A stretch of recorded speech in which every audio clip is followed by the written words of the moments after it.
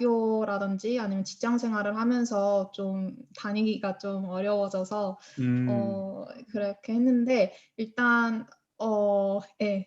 제가 성경을 좀 혼자서 읽고 혼자서 읽고 목사님 말씀도 이제 유튜브로 잘 듣고 잘 이해를 하고 싶은데 좀 그런 이해하기가 좀 어려워서 이번에 신청하게 되었습니다.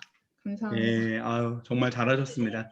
제가 정말 하나의 뜨거운 마음이 있다면 우리 함께 공부하는 우리 모든 분들이 창세기부터 요한계시록까지 정말 하나의 맥을 쫙 뚫어가지고 딱딱딱딱 보이게 하면 너무 좋겠다 이런 생각이 들거든요. 예, 하여튼 온라인이지만 열심히 한번 같이 해보겠습니다. 네, 감사드리고요. 네, 우리 장미수 사모님도 한번 인사해 주시면 좋겠습니다. 네, 안녕하세요. 저는 장미숙이고요. 네, 지금 강의하는 그 최재 목사님과 한 집에 살고 있습니다. 네, 그러니까 제가 이 강의는 뭐 전에 생각했던 교회에서도 목사님 몇 번 하셨기 때문에 들었는데 들을 때마다 좀 다른 성경을 또 발견하기도 했고, 그리고 또 저도 성경을 많이는 잘 모르는 것 같아요. 그래서 뭐 아는 부분도 있고, 근데 한 눈에 볼 수 있도록 또 계속 들으면서 잊어버리니까 계속 들으면서 다시 새기고 싶어서 이 강의를 듣게 됐습니다. 만나 뵙게 돼서 너무 감사합니다. 네, 감사합니다. 네. 그다음 우리 김종희 권사님도 이렇게 배경 이렇게 멋지게 또 해주셔서 네. 네, 만나뵈서 반갑습니다. 저는 예. 김종래 권사이고요. 교회 다닌 지는 저쪽에 금동에서부터 결혼을 해서 상무지구까지 오게 된 것 같아요. 저는 207구역이고요. 제가 이 성경 공부를 신청하게 된 것은 하나님 말씀 안에서 그냥 내 삶이 같이 움직였으면 좋겠어요. 그래서 혼자는 안 되고 이제 목사님과 같이 성도들과 같이 나눔을 통해서 또 공부를 통해서 하나님이 임재하는 어떤 그런 것을 좀 체험하고 싶은 생각이 들어서 신청을 하게 됐고요. 아멘. 근데 목사님 너무 얼굴이 빨개가지고 보기 좋아요. 보기 좋으신가요? 저는 지금 제 얼굴이 원래 이렇게 생기지 않았는데 왜 이렇게 보일까 해가지고 약간 좀 빈정상하고 소라지고 그런 느낌인데. 엄청 빛납니다. 네네네, 감사합니다. 네. 이상입니다. 예, 감사드립니다. 예, 권사님. 우리 김정자 권사님도 한번 인사해 주시면 좋겠습니다. 안녕하세요. 사랑교구 313구역입니다. 최재인 목사님 검은 불꽃 너무나 공부를 많이 하다 보니까 더 하고 싶어서 돌았습니다. 예, 아유. 제 나이가 너무 많아서 따라갈까 죄송합니다. 그러니까요. 제가 열심히 우리 김정자 원사님 신청해 주신 거 보고 야 정말 그 연세에도 하나님을 향한 사모함, 하나님을 향한 열심이 있으시구나. 얼마나 아름다운가 이런 생각을 하게 되었습니다. 네, 감사드리고요. 우리 김민경 성도님 바쁜 와중에도 들어와 주셨습니다. 한번 인사해 주시겠어요? 예, 음소거를 푸시고 네. 안녕하세요. 321구역의 김민경 성도입니다. 앞으로 잘 부탁드립니다. 열심히 하겠습니다. 네, 잘 오셨습니다. 예, 우리 이혜진 성도님하고 그다음에 우리 박병숙 권사님도 지금 들어오셨는데 얼굴이 안 보여서 오디오가 안 되고 그러네요. 예, 박병숙 권사님 예, 감사합니다. 한번 그 얼굴 보이거든요. 한번 인사해 주시고 예, 소개해 주시면 좋을 것 같습니다. 안녕하세요. 309구역 박경숙 권사입니다. 네, 감사합니다. 우리 네. 일단은 권사님 너무 환영하고요. 우리 얼굴을 안 여시는 분들은 뭐 그만한 사정이 있다고 생각을 하고 예, 우리 한번 얼굴 보이시는 분들 우리 서로 안 보이시는 분들 모두 함께 반갑습니다. 우리 4주간 한번 잘해봅시다. 그런 마음으로 한번 환영의 박수, 축복의 박수 한번 하겠습니다. 네, 감사합니다. 아까도 제가 잠깐 말씀을 드렸었는데 이 강의를 할 때 화이트보드에다가 제가 이렇게 하나하나씩 적으면서 이렇게 강의를 해요. 그러면 뭐 적으면서 뭐 여러 가지 웃긴 이야기도 하고 여러 가지 이제 하면서 지루하지 않게 하게 되는데 온라인으로 이렇게 제가 진행하는 거는 사실은 처음이라 어떻게 잘 될 수 있을지 모르겠습니다. 하여튼 시작을 한번 해볼 텐데요. 제가 화면 공유를 하면서 이렇게 왔다 갔다 하면서 할 텐데 그래도 괜찮으시겠죠? 네, 우리 모든 성도님들께서 제 얼굴을 보면서 하고 싶은 마음 간절하신 걸로 알고 있는데 제가 그래도 자료를 좀 보여드려야 되니까 자료를 보여드리면서 하는 것으로 하겠습니다. 그럼 우리 강의 시작해도 될까요? 네. 네, 우리 강의를 시작하겠습니다. 화면을 좀 공유하겠습니다.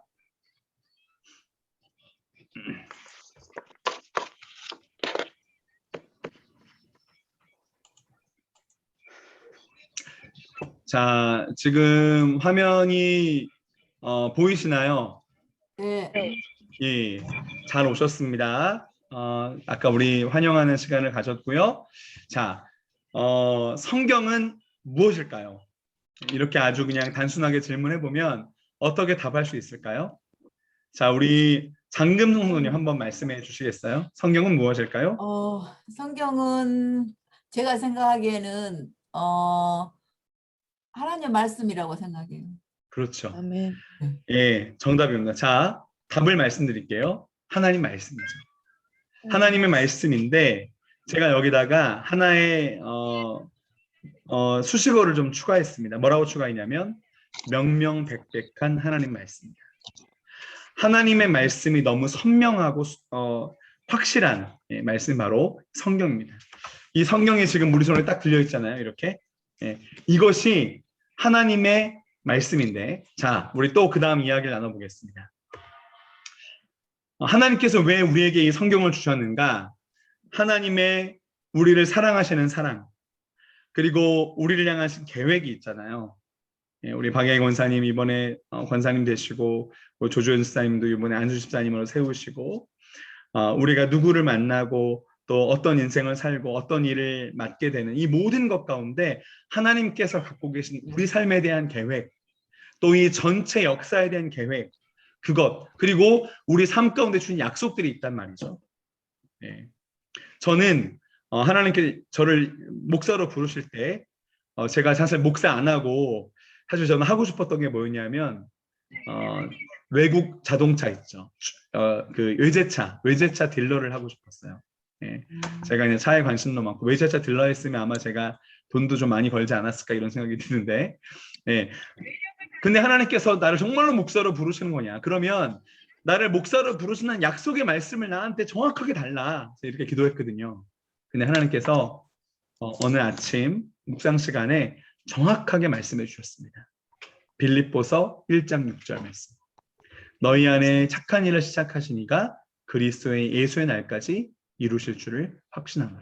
이 말씀을 약속으로 저한테 주셨단 말이에요.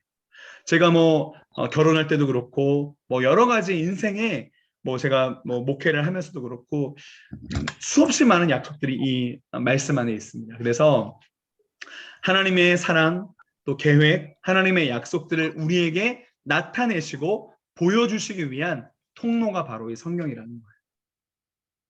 자, 여기 나타내시고 보여주시기 위한이라고 했는데 나타내시고 보여주시기 위한이란 말이 무슨 말이죠? 그게 좀 어려운 말로 하면 뭘까요?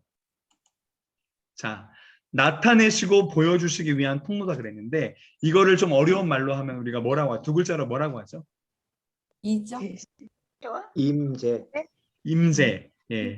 또 다른 의견이 있으십니까? 우리가 좀 신학적으로 좀 어렵게 쓰는 말이 있습니다. 나타내시고 보여주신다. 하나님의 사랑과 계획과 약속과 이 모든 것들을 우리에게 나타내 보여주신다. 이것을 두 글자로 계시다 이렇게 얘기하죠. 우리가 특별 계시가 있고 일반 계시 뭐 이런 이야기를 하는데요. 우리가 자, 뭐 잠깐 얘기가 나왔으니까 이거 잠깐만 얘기할게요. 계시, 하나님께서 당신을 나타내서 보여주시는 것인데 이 계시는 크게 두 가지로 나눌 수 있어요. 크게 단순하게 말씀드리면 첫 번째는 일반 계시가 있습니다. 자, 일반 계시가 뭘까요? 일반 계시. 일반 계시는 온 천지 만물에 나타난 하나님의 사랑입니다. 예를 들면 요즘에 봄 날씨 따뜻한 기운, 또 아침에 나갔을 때 내 볼을 이렇게 스치는 신선한 바람, 겨울의 찬 바람, 그리고 우리가 저녁마다 보는 노을, 그리고 맛있는 음식 먹을 때 그 맛. 저는 이 맛 가운데 하나님의 계시가 들어있다고 믿습니다. 어떻게 그 돼지고기, 소고기, 닭고기의 맛이 다 다르고, 이거를 구웠을 때, 삶았을 때 맛이 다 다르고, 과일 보세요, 과일. 사과, 배, 딸기, 포도, 뭐 엄청나게 많은 종류의 과일이 있는데 그 모든 맛이 다 다릅니다. 이거는 하나님께서 우리를 사랑하시기 위해서, 우리를 행복하게 하시기 위해서 하나님께서 하나님의 흔적을 나타내 보이신 거라고 믿는 거죠.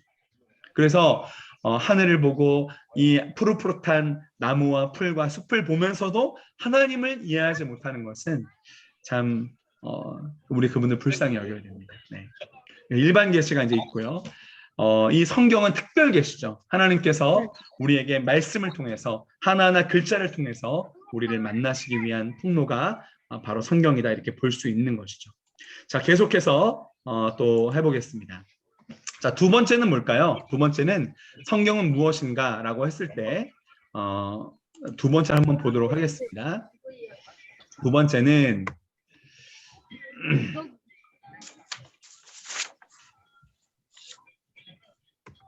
자, 하나님이 사랑하시는 우리들을 만나시기 위해서 주신 만남의 관계입니다. 왜 성경책을 우리에게 주셨는가? 하나님께서 우리를 만나기 원하신다는 거죠. 네, 이것이 바로 성경의 의미다라고 정리할 수 있을 것 같아요. 그러면서 제가 개론 강의 전에 한번 확인하고 싶은 것들이 있었습니다. 자, 꼭 확인하고 싶은 것.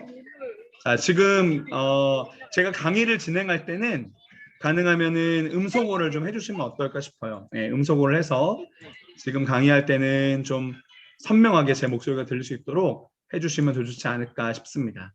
예, 음소거를 해주셔. 예, 감사합니다. 자, 예, 화면은 끄지 마시고요. 예. 자, 개론 강의 전 확인하고 싶은 것. 자, 무엇이냐? 첫 번째는 성경이 우리 손에 오기까지의 과정이에요. 여러분, 성경이 우리 손에, 자, 한번 보겠습니다. 성경이 지금 우리 손에 들려 있잖아요.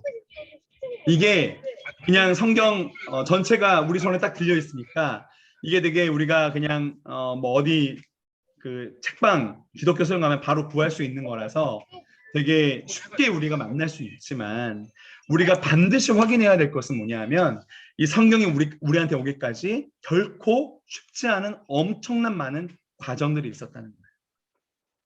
몇 천 년에 걸쳐서 수없이 많은 성경의 저자들이 성령의 음성을 듣고 그 성령의 음성을 글로 기록하고 또 그것을 보존하고 그것을 다시 누군가가 베껴 쓰고 베껴 쓴 거를 다시 보존하고 또 다시 복사를 하고 그것을 다른 나라 말로 번역을 하고 이 번역본을 갖고 들어오고, 여러분 우리나라도 옛날에 이 한글로 번역된 성경을 중국에서부터 가져올 때 엄청나게 어려운 일들이 많았어요. 성경이 뭐 반입이 안 되니까 옛날에 우리 성경 번역했던 백홍준, 서상윤 이런 분들이 어떻게 갖고 들어왔냐 하면 새끼 있죠, 새끼. 그 성경을 한 장 한 장 다 찢는 거예요. 우리만 성경을 다 찢어가지고 그거를 새끼를 꼬는 거예요. 그 종이를 가지고. 그 새끼를 꽈서 가방 끈으로 만든 거죠.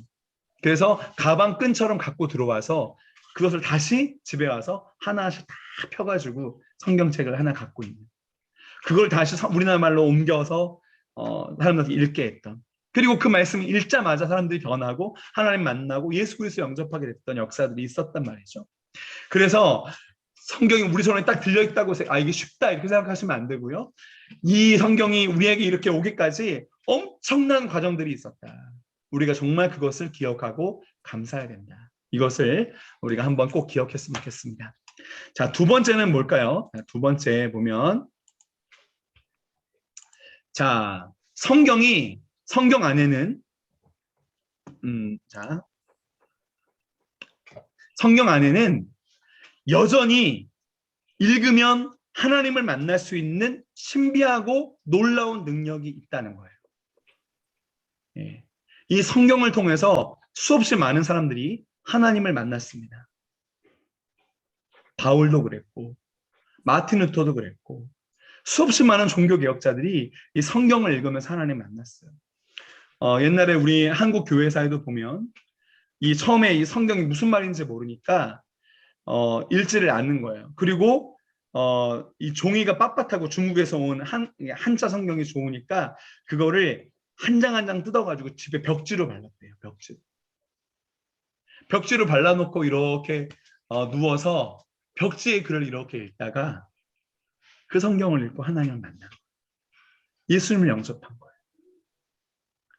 옛날 사람들이 뭐 복음을 전하고 이렇게 할 수 없으니까 딱 하나 성경책만 딱 전해준 거예요. 그걸 몰래 읽었어요. 읽으면서 살아계신 예수님을 만나는 거죠. 그냥 단순하게 읽는데. 그래서 수없이 많은 사람들이 성경 읽는 거 하나를 통해서 예수님 만난 역사들이 우리 한국 교회사에 어마어마하게 많습니다. 여러분, 성경 안에는 지금도 살아계신 하나님을 만나는 놀라운 능력이 이 책 안에 있다는 거예요. 분명히 있습니다. 그래서 우리는 이 성경을 자주 만나야 되고 깊이 봐야 되고 공부를 해야 되는 거예요. 잘 오셨습니다. 자, 그러면 세 번째가 있습니다. 세 번째도 한번 우리가 확인해야 될 분명한 사실 세 번째 한번 알아보겠습니다. 세 번째는 그러나 성경이 아직도 무시당하고 있다는 거예요. 얼마나 많은 사람들이 성경을 무시하고 살아갑니까? 그냥 집에 팽개쳐 놓죠. 옛날에 주일날 성경 갖고 왔다가 집안 어딘가에 두고 그 다음 주에 교회 갈 때 이 성경에 묻어있던 먼지를 탁탁 털어가지고 온다. 그런 얘기가 있죠. 여러분, 솔직히 말씀드릴게요. 그런 사람들은요, 그리스도인이라고 볼 수 없습니다. 그런 사람들은 이렇게 말씀드리면 될 것 같아요. 교회를 다니는 사람. 우리가 이 성경 신구약 결론을 공부하면서 우리가 결단해야 될 것은 내가 진짜 그리스도인으로 살아갈 건지 아니면 교회를 다니는 사람으로 남아있을 건지. 그리스도인이란 어떤 사람이냐? 여러분, 불교 신자가 어떤 사람이 불교 신자죠? 절에 다닌다고 불교 신자가 아닙니다. 진짜 불교 신자는 불교의 경전인 불경을 읽고 불경의 말씀대로 행하는 사람. 그 사람이 불교 신자예요. 이슬람교 신자는 어떤 사람이냐?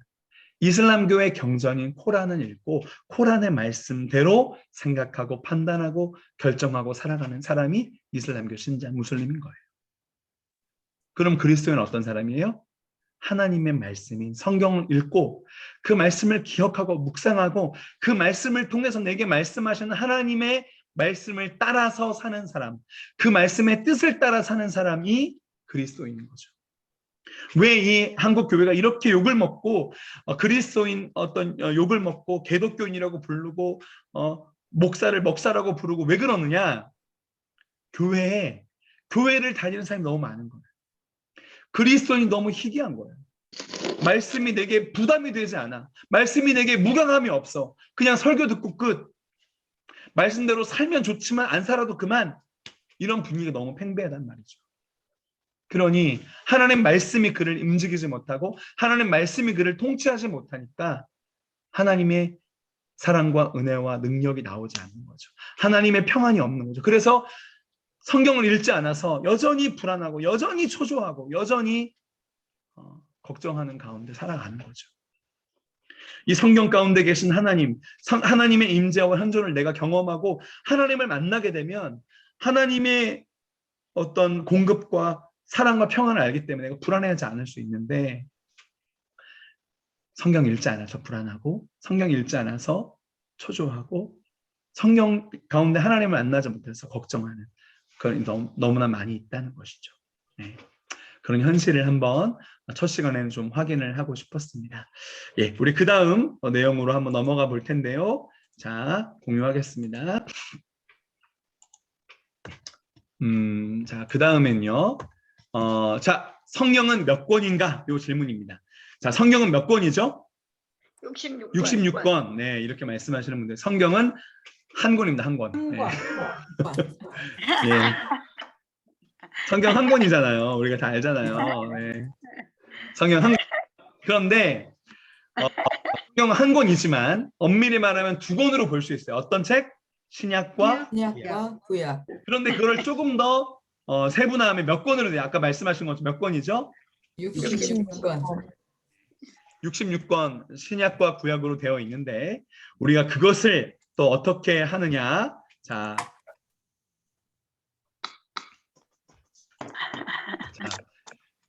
두 권이라고 하는 건 아까 말씀드렸던 것처럼 구약과 신약이고요.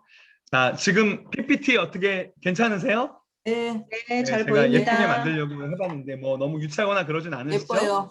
네. 네, 감사합니다. 자, 요건 뭐죠? 66은 39 더하기 27. 자, 구약 성경이 39권, 신약 성경이 27권. 그래서 우리가 자 한번 구구단 해보겠습니다. 어떻게 하죠? 39, 27. 27. 39, 27 이렇게 해가지고 우리가 구약 39권, 신약 27권 이렇게 한다는 거죠. 자, 그 다음에는 제가 우리 한번 정신을 번쩍 나게 하는 제가 구약 정신 번쩍 퀴즈를 한번 만들어 봤습니다. 다음 시간에 신약 이제 강의할 텐데 다음 시간에도 정신 번쩍 퀴즈가 있거든요. 그래서 한번 기대해 주시고 자, 정신 번쩍 퀴즈 이번에는 제가 얼굴 안 보고 계속 화면으로만 공유해서 갑니다. 잘 봐주세요. 그렇지만 기억하셔야 되는 건 저는 지금 우리 성도님들 표정 다 볼 수 있습니다. 답을 아는지 모르는지 제가 표정으로 알 수 있어요. 자, 한번 해보겠습니다. 자, 한번 답을 얘기해 주시면 좋겠습니다. 이제는 마이크 풀으셔도 괜찮고요. 자, 누가 앞선 시대 인물입니까? 사울 아니면 삼손? 누가 앞섰죠? 삼손. 삼손이죠. 네, 뭐 틀리셔도 괜찮습니다. 틀려야 더 재밌어요. 자, 요나 아니면 다니엘? 누가 더 앞섰습니까? 요나. 예. 3번 기드온 아니면 느헤미야? 느헤미야. 예, 느헤미야가 더 앞섰나요? 예, 아니, 괜찮아요. 기드온. 지금 틀리셔도 괜찮습니다. 아무렇지도 않습니다. 왜냐하면 틀리셔야 기드온. 이거 공부가 더 재밌어요. 자, 사살 모세 기드온. 아니면 야곱 누가 더 먼저입니까? 모세. 네, 모세가 더 먼저인가요? 네. 자, 스룹바벨 아니면 다윗. 예. 스룹바벨이 누구야? 이렇게 나오시는 분 계시겠죠? 예. 네. 괜찮습니다. 네, 괜찮아요. 예. 지금 5개 문제 냈는데 네. 괜찮습니다. 틀리셔도 괜찮습니다. 예. 제가 다 알게 이 강의 다 끝나고 나면 다 알게 해드립니다. 자, 계속 공유하겠습니다. 뭐 이렇게 전혀 상처받지 마세요. 예, 불편해하시지 마시고요. 자, 그 다음에 어느 것이 먼저 나옵니까? 자, 성막 아니면 십계명 뭐가 더 먼저 나오나요? 십계명. 성막. 십계명. 성막. 예. 자, 성막. 예, 저기 마이크 풀고 얘기해 주세요. 자, 뭐가 더 먼저 나옵니까? 만나 아니면 유월절? 만나. 네, 좋습니다. 자, 몇 년이나 됩니까? 애굽의 노예 생활 몇 년이죠? 40년. 40년. 400년. 네, 애굽의 노예 생활은 400년이고요. 네. 자, 9번 광야 훈련 생활 몇 년입니까? 40년. 그렇죠. 예. 10번 바벨론 포로 생활 몇 년이었습니까? 40년. 바벨론의 포로로 끌려갔다가 다시 돌아오게 되죠. 몇 년 만에 돌아오게 되죠? 10년. 70년. 예, 예, 좋습니다. 자, 누구입니까? 아담의 둘째 아들? 가인. 아벨. 네, 장민 사모님 저기 마이크 켜고 해주세요. 예. 아벨. 아벨이죠, 아벨. 네. 자, 누구입니까? 아브라함의 약속받은 아들? 이삭. 네. 자, 출애굽의 지도자? 모세. 그렇죠. 자, 첫 번째 사사가 누구예요? 이름이 뭐예요?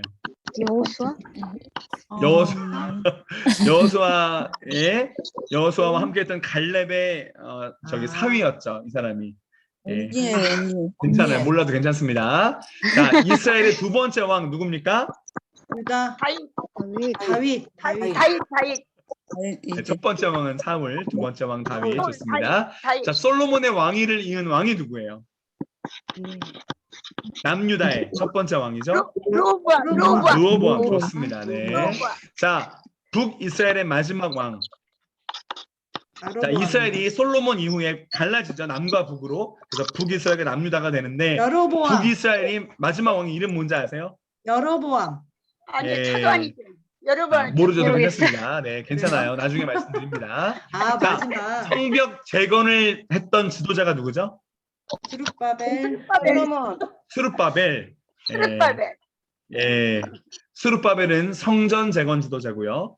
자, 네. 예, 두 번째 신앙의 재건했던 그 지도자가 에스라. 그다음에 에스라. 성벽 재건 지도자는 느헤미야. 이렇게 돼서 느헤미야. 예, 네, 지금 몰라서도 괜찮아요. 네. 자, 어느 책에 있나요? 이건 좀 맞춰주십시오. 노아의 방주, 출애굽기. 예, 아니, 홍해를 건너, 출애굽기. 출애굽기, 출애굽기. 바벨탑 사건, 여호수아. 창세기, 아닌가? 사드락, 창세기. 사드락 어디 나오나요? 몰라요. 모르겠어요. 사드락이 누군지 잘 모르겠죠. 아니에요. 네, 12정탐꾼 어디 나오나요? 여호수아. 출애굽기. 여호수아. 여호수아. 네, 마른 뼈 환상 어디 나오죠? 에스겔. 은스겔, 에스겔, 에스겔 에스겔. 맞습니다. 37장. 자, 다윗과 골리앗 어디 나오나요? 사무엘 사무엘상. 네. 3일상. 자, 에돔에 대한 예언 어디 나옵니까? 또 이런 아이고 안 나와. 네. 모르겠어요. 자, 몰라요. 이 좀 어려운 문제 27번 에낙고레 어디 나오나요? 사사기, 모르겠어요. 예, 사사기. 에낙고레. 자, 여리고성 함락 어디 나오죠? 여호수아. 여호수아. 여호수아. 예. 압살롬의 반역 어디 나옵니까? 사사기. 3일. 사무엘. 3일상. 네, 네, 3일. 네. 3일상. 자, 마지막입니다. 야베스의 기도 어디 나오죠?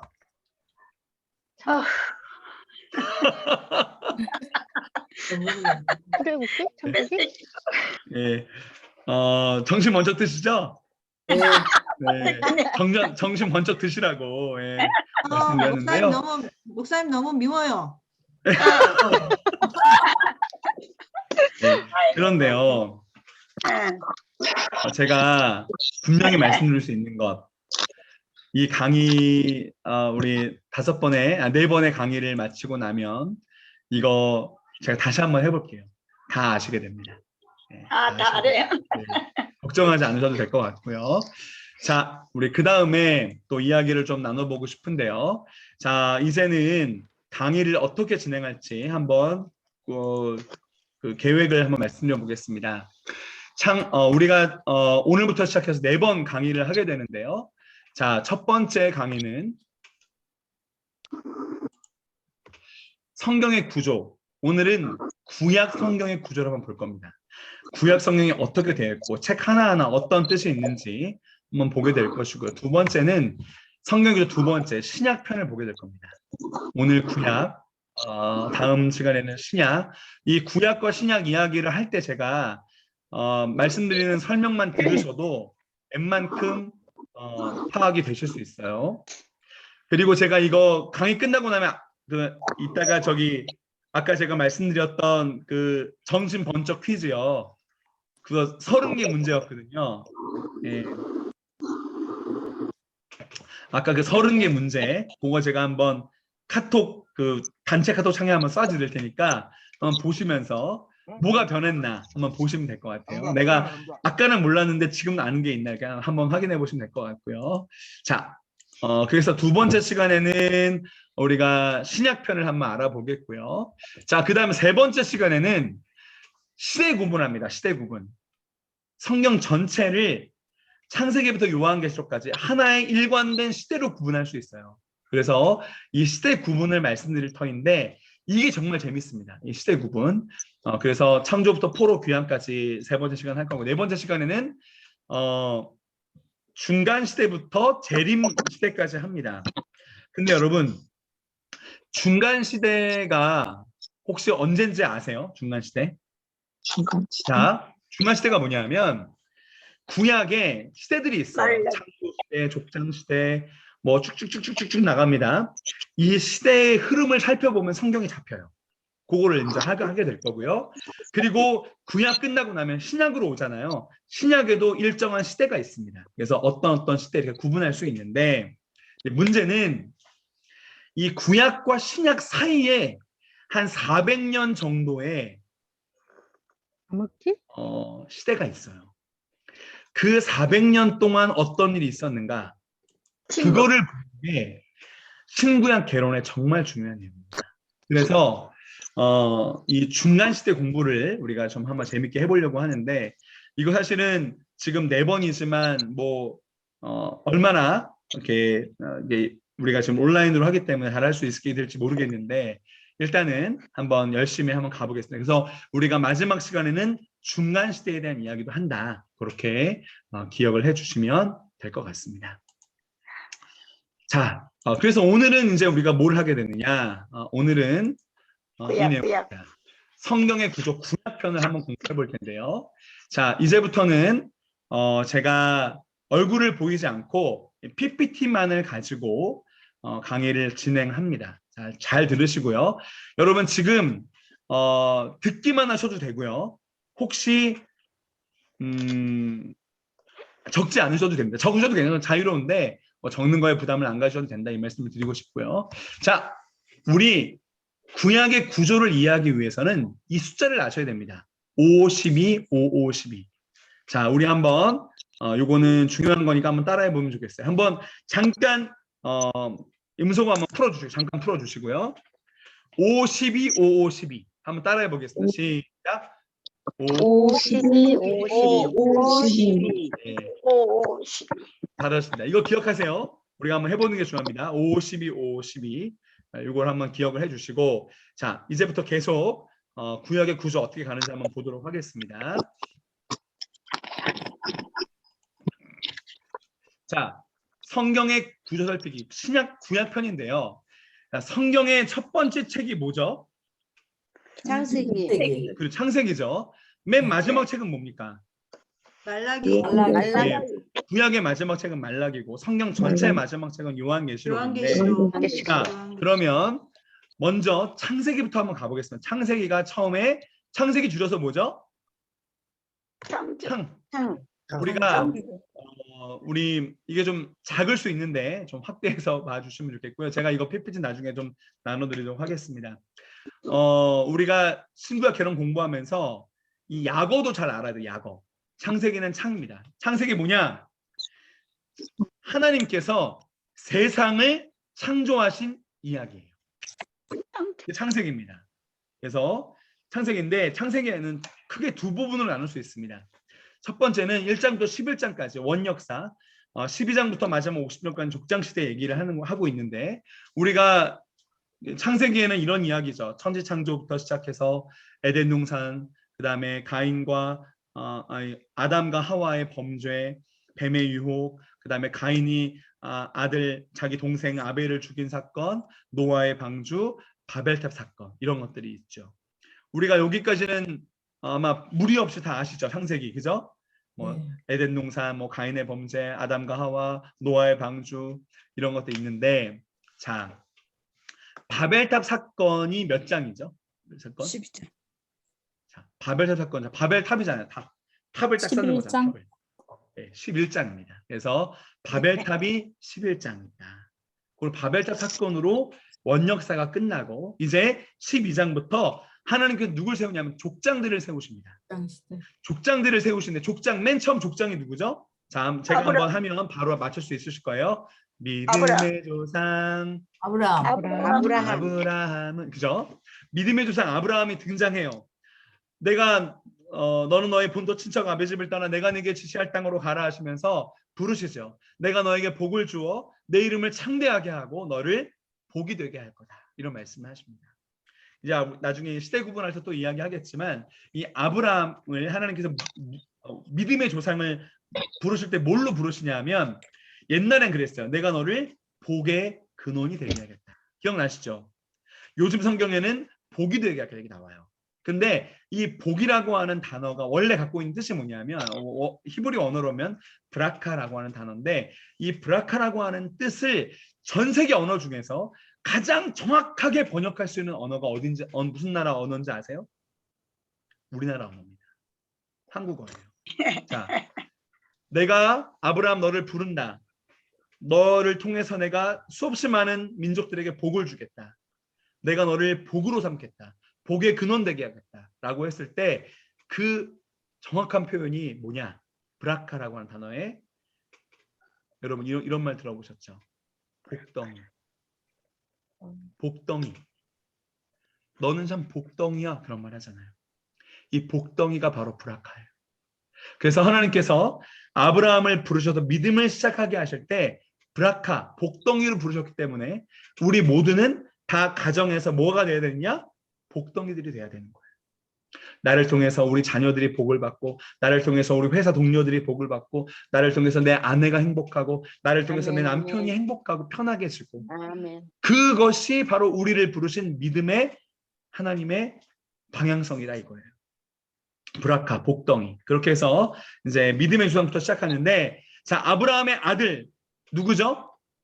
이삭이죠. 근데 이삭 전에 이스마엘이라는 아들이 있었지만 그건 빼고 일단은 아브라함, 그 다음에 이삭의 아들은 누가 대를 이어가죠? 야곱. 에서와 야곱이 있는데 야곱이 이어가죠. 그러니까 여기서 야곱의 몇 명의 아들이 있어요? 12명. 12명의 아들이죠. 자, 이 루벤, 시므온, 유다, 루벤, 시므온, 레위, 유다, 이사갈, 스불론 쫙 나오는 12명이 나오는데 제가 그 다음 시간에 좀 말씀을 드리고 일단은 이 야곱의 12명의 아들들이 다 후손을 낳을 거 아니에요. 그 하나하나 후손을 낳아가지고 그들이 민족을 이뤘단 말이죠. 그러면 그 민족의 이름을 뭐로 해야겠어요? 야곱의 자손들이니까. 야곱의 아들들이 12지파니까 이 민족의 이름을 아빠 이름을 따서 무슨 민족이 돼야 돼요? 야곱 민족이 돼요. 근데 하나님께서 야곱의 이름을 창세기 32장에 뭐로 바꾸시죠? 이스라엘. 그래서 이스라엘. 야곱의 12명의 아들들이 이룬 민족의 이름을 아버지의 이름, 야곱의 이름을 따서 야곱 민족이 아니라 이스라엘 민족이 된 거죠. 그래서 우리가 이스라엘 백성이라고 할 때는 야곱의 12명의 아들들로 이루어진 지파의 민족이구나. 이렇게 이해하시면 됩니다. 제가 사실은 칠판 갖고 할 때는 이 야곱의 몇 명의 아내가 있었는지 그 아내들의 이제 어떤 누구 이제 있었는지 말씀드리려고 했는데 제가 한번 다음 시간에 이걸 말씀드리도록 할게요. 야곱에게 몇 명의 아내가 있었죠? 2명. 네, 4명의 아내가 있습니다. 4명. 네. 아내가 4명 있고 그 4명의 아내를 통해서 이제 자녀들이 생기게 되죠. 그것도 나중에 한번 정리를 해보는 걸로 하고요. 자, 이 창세기 다음에 나오는 책이 여러분 뭡니까? 자, 계속 화면을 공유하겠습니다. 그렇죠. 출애굽기. 출애굽기 뭐냐면 애굽을 탈출한 이야기. 애굽을 탈출한다. 그래서 출애굽기인 거죠. 자, 이해되셨죠? 자, 출애굽기는 이 이스라엘 백성들이 아브라함, 이삭, 야곱의 12명의 아들들 그들이 애굽으로 가죠. 애굽으로 가게 되는 과정 나중에 설명드릴게요. 애굽으로 가서 애굽에서 그들이 400년 동안 노예로 살게 됩니다. 이 노예로 있던 그들이 하나님께서 그들을 빼내시기 위해서 세우실 지도자가 있어요. 누구죠?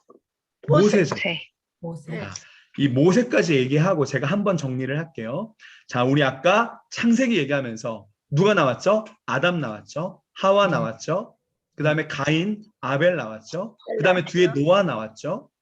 그죠? 그리고 노아 다음에 바벨탑 나오면서 그 바로 뒤에 아브라함 나왔습니다. 아브라함의 아들 이삭, 이삭의 아들 야곱, 야곱의 12명의 아들들 쭉쭉쭉쭉 있죠. 루벤, 시므온, 레위, 유다, 이사갈, 스불론, 간, 납달리 쭉 나와요. 그 다음에 요셉이 나오고 그 아들 중에 요셉 나오고 그 다음에 애굽할 때 지도자가 누구예요? 모세. 자, 이제 이스라엘 민족이 출애굽기에서 모세를 만나죠. 자, 모세를 통해서 하나님께서 이 백성들을 이끌고 나가시는데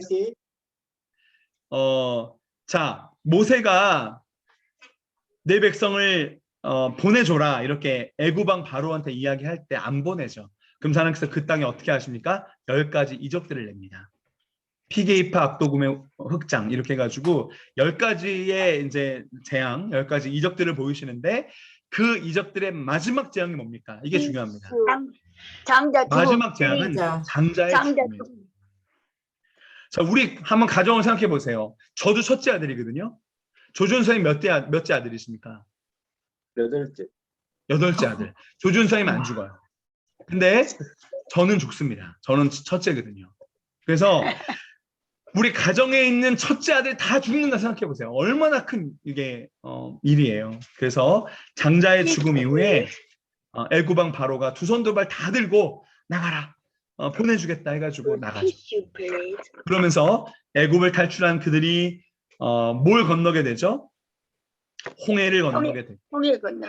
예, 하나님께서 그 백성들의 걸음을 인도하실 때 낮에는 구름 기둥으로 밤에는 불 기둥으로 인도하신다는 거예요. 여러분 왜 그럴까요? 그 당시에 뭐 광야 완전 사막 지형이기 때문에 낮에는 타는 듯한 햇빛의 더위가 있어요. 그러니까 구름 기둥으로 그늘을 만들어 주신 거죠. 근데 낮이 지나고 밤이 되면 해가 떨어지면 그렇게 또 추울 수가 없어요, 그곳이. 그래서 겉옷이 없으면 막 얼어 죽고 그랬죠. 그래서 하나님께서 밤에는 불기둥으로 난로를 만들어서 그들을 인도하시는 이 하나님의 사랑을 우리가 봐야 되는 것이죠. 그러면서 그 광야 한가운데서 그들이 다닐 때 그들을 뭐 농사를 지을 수도 없고 뭐 목축업을 할 수도 없고 그것들을 죽여서 먹을 수도 없고 그러니까 하나님께서 하늘에서 만나 메추라기를 내리셔서 먹게 하시는 그 놀라운 일들이 있었다. 그리고 사막 한가운데서 반석에서 물이 솟아나와서 마시게 하시는 그런 일들이 있었고 출애굽기에 보면은 20장에 뭐가 나오죠? 십계명이 나옵니다. 십계명이 뭐냐면 하나님 나라 백성들의 법이에요. 하나님 나라 백성들의 주권. 그러니까 이스라엘 너희는 나의 백성이다. 나의 법이 되기 위한 주권이 있다. 그 주권을 이제 허락해 준 건 바로 십계명이라고 볼 수 있죠. 그러면서 이 애굽의 압제에서 탈출해서 자유하게 된 그들이 이제 하나님 나라 백성으로 살기 위한 법들을 가르쳐 주시는데 그 법들이 출애굽기 뒤편에 좀 나오게 됩니다. 그리고 이 법들이 이어져서 그 다음 책으로 이어지는데 여러분 그 다음 책이 뭐죠? 레위기. 이게 바로 레위기라고 볼 수 있습니다. 레위기는 출애굽한 이스라엘 백성들에게 너희가 하나님의 통치를 이제부터는 애굽의 통치가 아니라 이 땅의 통치가 아니라 하나님의 통치를 받게 된다. 이 하나님의 통치를 받는 하나님의 백성들로서 하나님과 올바른 관계를 맺기 위한 법들을 말씀하시죠. 여러분 아시죠? 그 법들이 어떤 것들인지. 처음에 번제가 나와요. 그러니까 제사가 나오죠. 하나님을 예배하는 법, 번제, 뭐 소제, 속제제, 속건제, 화목제 이런 제사들 법이 쭉 나오고 그럼 제사하기 위한 제사장들의 어떤 규례들 그것부터 시작해서 이 레위기 19장에 보면 내가 거룩하니 너희도 거룩하라. 너는 이 땅에 속한 사람이 아니다. 이 땅의 사람들 다 욕심내고 이기적으로 살고 경쟁한다고 해서 너희도 그렇게 사는 사람들이 아니다. 너희는 사람들이 다 미워한다고 해서 너희도 같이 미워해야 되는 그런 사람들이 아니라 너희는 거룩한 하나님의 백성이다. 그러니 거룩한 백성이 되어라 라고 하면서 거룩한 백성으로 살 수 있는 법들을 말씀하시죠. 그것이 바로 레위기에 나온다 이렇게 볼 수가 있습니다. 자, 우리 그 다음 책을 한번 볼 텐데요. 자, 그 다음 책은 뭐죠 여러분? 레위기 다음 나온 책이? 민수기. 예, 그렇죠. 예, 민수기입니다. 민수기. 자, 성경에 보면 여자 이름으로 된 성경이 3권이 있어요. 자, 뭐죠? 첫 번째 루키 여자죠. 두 번째 또 뭐가 있죠? 에스더. 세 번째가 뭐예요? 오늘 나오는 민수기. 예, 김민수기인지 정민수기인지 모르겠지만 민수기 여자 이름이잖아요. 여자 이름으로 된 성경이 3개 있다. 이렇게 생각하시면 됩니다. 예. 예, 농담이고요. 자, 민수기는 뭐냐면 백성 민자의 숫자 수예요. 백성들의 숫자를 세는 이야기입니다. 왜 숫자를 셀까요? 자, 이들이 이 애굽에서 탈출한 이 백성들이 땅 나누기. 예, 지금 제 얼굴 보이시는 거죠? 네. 예. 자, 애굽에서 탈출한 백성들이 시내산에서 십계명을 받고 이제 며칠만 걸어가면 하나님이 약속하신 가나안 땅으로 갈 수 있어요. 그런데 민수기에서 하나님께서 12명의 정탐꾼을 보내십니다. 정탐꾼을 한번 보내보시는 거예요. 그 땅을 한번 정탐하고 와라. 그런데 이 몇 명이 가냐 하면 이스라엘 12지파 중에서 한 명씩, 지파에 한 명씩 12명이 가요. 12명이 가가지고 그 땅을 정탐하고 오는데 10대 2로 나눠졌어요. 10명은 우리 절대 여기 못 간다. 응? 지금 가면 난리 난다. 그 사람들 볼 때 막 키도 엄청나게 크고 막 포도송이가 이만하고 우리가 싸워가지고 절대 안 된다. 우리는 그 사람들한테 메뚜기처럼 밟혀 죽을 거다. 이렇게 얘기를 해요. 10명이 그렇게 얘기했어요. 나머지 2명은 안 그랬죠. 그 2명이 누구였냐? 여호수아와 갈렙. 여호수아 갈렙은 우리가 이길 수 있다. 하나님께서 우리와 함께 하시면 그들 우리가 밥처럼 먹어버릴 수 있다. 이렇게 얘기하죠. 그런데 그 10명의 부정적인 보고를 들으신 하나님께서 안 되겠다. 너희들 아직 애굽의 노예 근성을 버리지 못했구나 하시면서 이들을 하나님 나라 백성의 훈련을 시키실 계획을 잡으십니다. 자, 몇 년을 훈련시키신다 그랬죠? 아까 얘기했죠? 40년. 왜 40년인지 아세요? 하나님 이렇게 말씀하세요.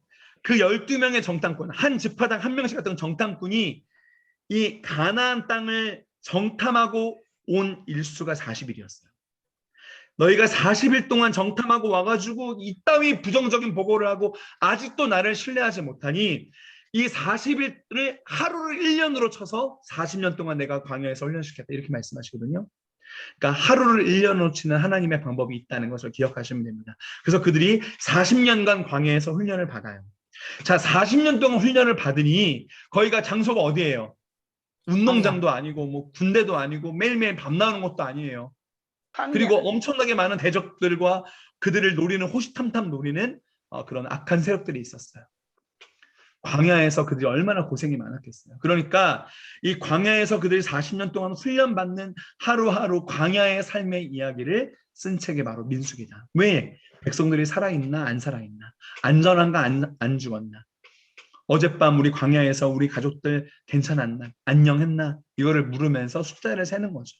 그 숫자를 세는 이야기, 광야의 40년 동안의 삶을 다룬 이야기가 바로 민수기다. 이렇게 기억을 하시면 되겠습니다. 자, 그 다음 나오는 책이 무엇이었죠? 자, 그 다음 나오는 책 한번 신명기. 자, 그 다음 나오는 책은 신명기예요. 신명기. 자, 신명기는 뭐냐? 네, 신명기를 말씀드리면 신명기는 한마디로 모세의 유언의 책입니다. 자, 모세가 출애굽기부터 시작해서 이 백성들 이끌고 나왔잖아요. 구름 기둥과 불 기둥으로 또 홍해를 가르고 만남의 추라기를 먹고 수없이 많은 어려운 일들을 만나고 범죄한 것 때문에 몰살당하기도 하고 하나님의 심판을 받기도 하고 저 하나님의 마음을 너무 찢어지게 아프게도 만들고 우상도 섬기고 여러 가지 일들을 쭉쭉 거치면서 이 출애굽기와 레위기와 민수기를 통해서 여기까지 왔는데 모세는 정작 가나안 땅으로 들어가지 못하는 거예요. 그래서 가나안 땅 들어가기 전에 모세가 가슴을 짜내는 뜨거운 유언의 말씀을 남기는 거예요. 신명기라고 하는 뜻은 신명기, 신, 다시 신, 그 다음에 명령. 그래서 하나님 이제까지 주셨던 출애굽기, 레위기, 민수기의 명령들을 다시 한번 리마인딩해서 정리해서 유언으로 낸 책, 그 책이 바로 신명기입니다. 모세의 유언, 정말 가슴이 찢어지는 듯한 유언이에요. 뭐예요? 너희가 가나안 땅 들어가서 나는 가지 못하지만 반드시 기억해야 된다. 너희가 하나님 말씀과 법대로 살면 산다. 순종하면 산다. 그렇지만 하나님 말씀을 무시하고 하나님 말씀을 듣지 않는 순간 너희는 멸망하게 된다. 너희 삶은 끝난다. 라고 하는 것들을 보여주신 책이 바로 신명기의 책이에요. 그래서 이 뜨거운 유언의 책이 바로 신명기다라고 하는 것을 기억을 해주시고요. 자, 그렇게 해서 우리가 지금 5권의 책을 보았죠. 자, 창세기, 출애굽기, 레위기, 민수기, 신명기. 이렇게 5권의 책을 구약에서 어떻게 묶고 있냐? 자, 이 5권을 율법서라고 묶고 있는 거예요. 율법서. 자, 이렇게 5권이 율법서인데요. 자, 이 율법서를 우리가 다른 말로 뭐라고 하죠? 모세오경. 그렇죠. 모세가 쓴 5가지 경전에서 창세기, 출애굽기, 레위기, 민수기, 신명기 이 율법서 5권을 모세오경이라고도 부른다라는 것을 기억해 주시면 좋겠습니다. 자, 제가 첫 번째 책이기 때문에 중요하기 때문에 좀 자세하게 설명을 했는데 창세기, 자 그려지십니까? 하나님이 세상을 창조한 이야기. 그 다음에 출애굽기, 애굽을 탈출한 이야기 그려주세요. 여기 10계명 나왔었고 법들 나왔었고 레위기 기억나십니까? 하나님 나라 백성의 주권으로서의 법. 자 민수기 기억나세요? 네, 그들이 정탐꾼이 하는 바람에 40년 동안 그들이 광야에서 훈련을 받으면서 있었던 그 광야 생활의 이야기. 신명기는 뭐였어요? 다시의 명령령. 모세의 마지막 유언. 그래서 하나님 말씀대로 살면 산다. 하나님 말씀을 버리면 죽는다라고 하는 하나님 나라 백성들의 기본 원리를 가르쳐 주신 책이 바로 신명기다. 이렇게 5권 창출 내민신 율법서 이렇게 기억을 하시면 됩니다. 자, 그 다음 책은 무엇으로 이어질까요? 자, 그 다음 책은 자, 5권이고요. 그 다음 책은 역사서입니다. 자, 역사서를 잘 기억하셔야 돼요. 자, 역사서가 이제 나오게 되는데 이 역사서가 더 중요합니다. 왜냐하면 제가 이거 먼저 말씀을 드릴게요. 이거는 강의 말미에 제가 말씀을 드리려고 하는 내용인데요. 이 구약의 구조를 배우는 게 중요한 게 이 구약의 구조를 이루는 뼈대가 뭐냐면 역사서입니다. 역사서의 뼈대 안에 살들이 들어가는 거예요. 자, 그렇게 이제 기억하시면 됩니다. 역사서를 잘 보는 게 정말 중요하다. 역사가 창세기부터 사실 시작이 되죠. 아브라함을 부르시고 부터 쭉 이제 시작이 되는데 그 역사의 뼈대 안에 이제 성경의 내용들이 들어간다는 거 기억을 하시고 역사 중요합니다. 그러면 자, 첫 번째 책이 뭘까요? 신명기. 자, 모세가 죽었어요. 그 다음 나온 책이 뭐예요? 여호수아. 그렇죠. 자, 여호수아인데 자, 역사서 첫 번째 여호수아입니다. 근데 여호수아가 약자가 어떻게 될까요? 1번 여, 2번 호, 3번 수. 3번 수. 여호수아는 중에서 호세아. 여호수아는 줄여서 수 이렇게 표현합니다. 여호수아는 모세 다음 지도자로서 이 가나안 땅으로 들어가는 사람이에요. 그래서 이 이스라엘 백성들이 여호수아와 함께 가나안 땅에 들어가죠. 첫 번째 성이 뭐였죠? 여리고성. 여리고성 정복하면서 이제 여리고성을 그냥 하루에 한 바퀴 돌고 마지막 날 7바퀴 돌면서 그들이 한호성을 외쳤을 때 그 여리고성이 와르르 무너져서 단번에 이겼던 것을 우리가 역사를 기억하죠. 그래서 이 여리고성부터 시작해서 가나안 땅에 들어가고 그 땅을 다 정복하고 그 땅을 분배하고 그 땅을 정착하는 이야기까지가 바로 여호수아에 있다. 이것을 기억하시면 됩니다. 자, 여호수아에서 이 땅을 분배하고 정착한 그 사람들이 그 다음에 어떠한 삶을 살았는지 보여준 책이 바로 사사기입니다. 사사기가 줄여서 삿 이렇게 돼요. 이렇게 아시면 됩니다. 삿인데 이 사사기는 어떠한 말씀을 기억해야 되느냐? 맨 마지막 절 말씀입니다. 그때에 이스라엘의 왕이 없으므로 사람들이 각기 자기 소견에 옳은 대로 행하니. 사사기 21장 17절 말씀인데요. 자, 요것도 잠깐 이야기하겠습니다. 이 사사기를 볼 때요. 지금 어떤 거냐면 여호수아와 함께 가나안 땅을 정복했던 그 믿음으로 정복했던 여리고성을 무너뜨리고 아이성을 함락시키고 수없이 많은 전투에서 그들을 이겼던 그 세대가 있죠. 가나안 정복 세대. 그 정복 세대의 다음 세대의 이야기들이에요. 그때의 정복 세대들이 하나님 말씀과 법을 모세가 전한 이 말씀을 제대로 가르치지 않았어요. 그래서 사사기에서 뭐라 그러냐면 이 세대는 다음 세대가 아니고 다른 세대다. 다른 세대가 되어버렸다 이렇게 하는 거죠. 그래서 그들이 하나님을 경외하지 않아요. 여러분 그때 이스라엘에 왕이 없으므로 여러분 왕이 없었습니까? 정말? 왕이 있어요 없어요? 하나님이죠. 하나님이 왕이시죠. 그런데 하나님을 왕으로 삼지 않고 자기 소견에 오른 대로 내가 왕이 되어서 내 마음대로 내 중심으로 내 욕심대로 살아갔던 사람들의 이야기예요. 서클이 돌죠. 그렇게 하나님 무시하고 자기 마음대로 살던 이 죄악의 관영한 땅에 하나님께서 이방 나라를 통해서 심판하시면 그 심판이 너무 극심한 괴로움을 낳죠. 그 극심한 괴로움 가운데 그제야 사람들이 하나님께 돌아와서 회개하기 시작해요. 그럼 하나님께서 그들의 그 부르짖음을 들으시고 다시 사사를 보내서 구원하시게 되죠. 그런 이야기. 그리고 그들 사사를 통해서 구원받고 다시 평안해지면 또 죄를 짓고 또 심판을 받고 이런 계속 사이클이 반복됩니다.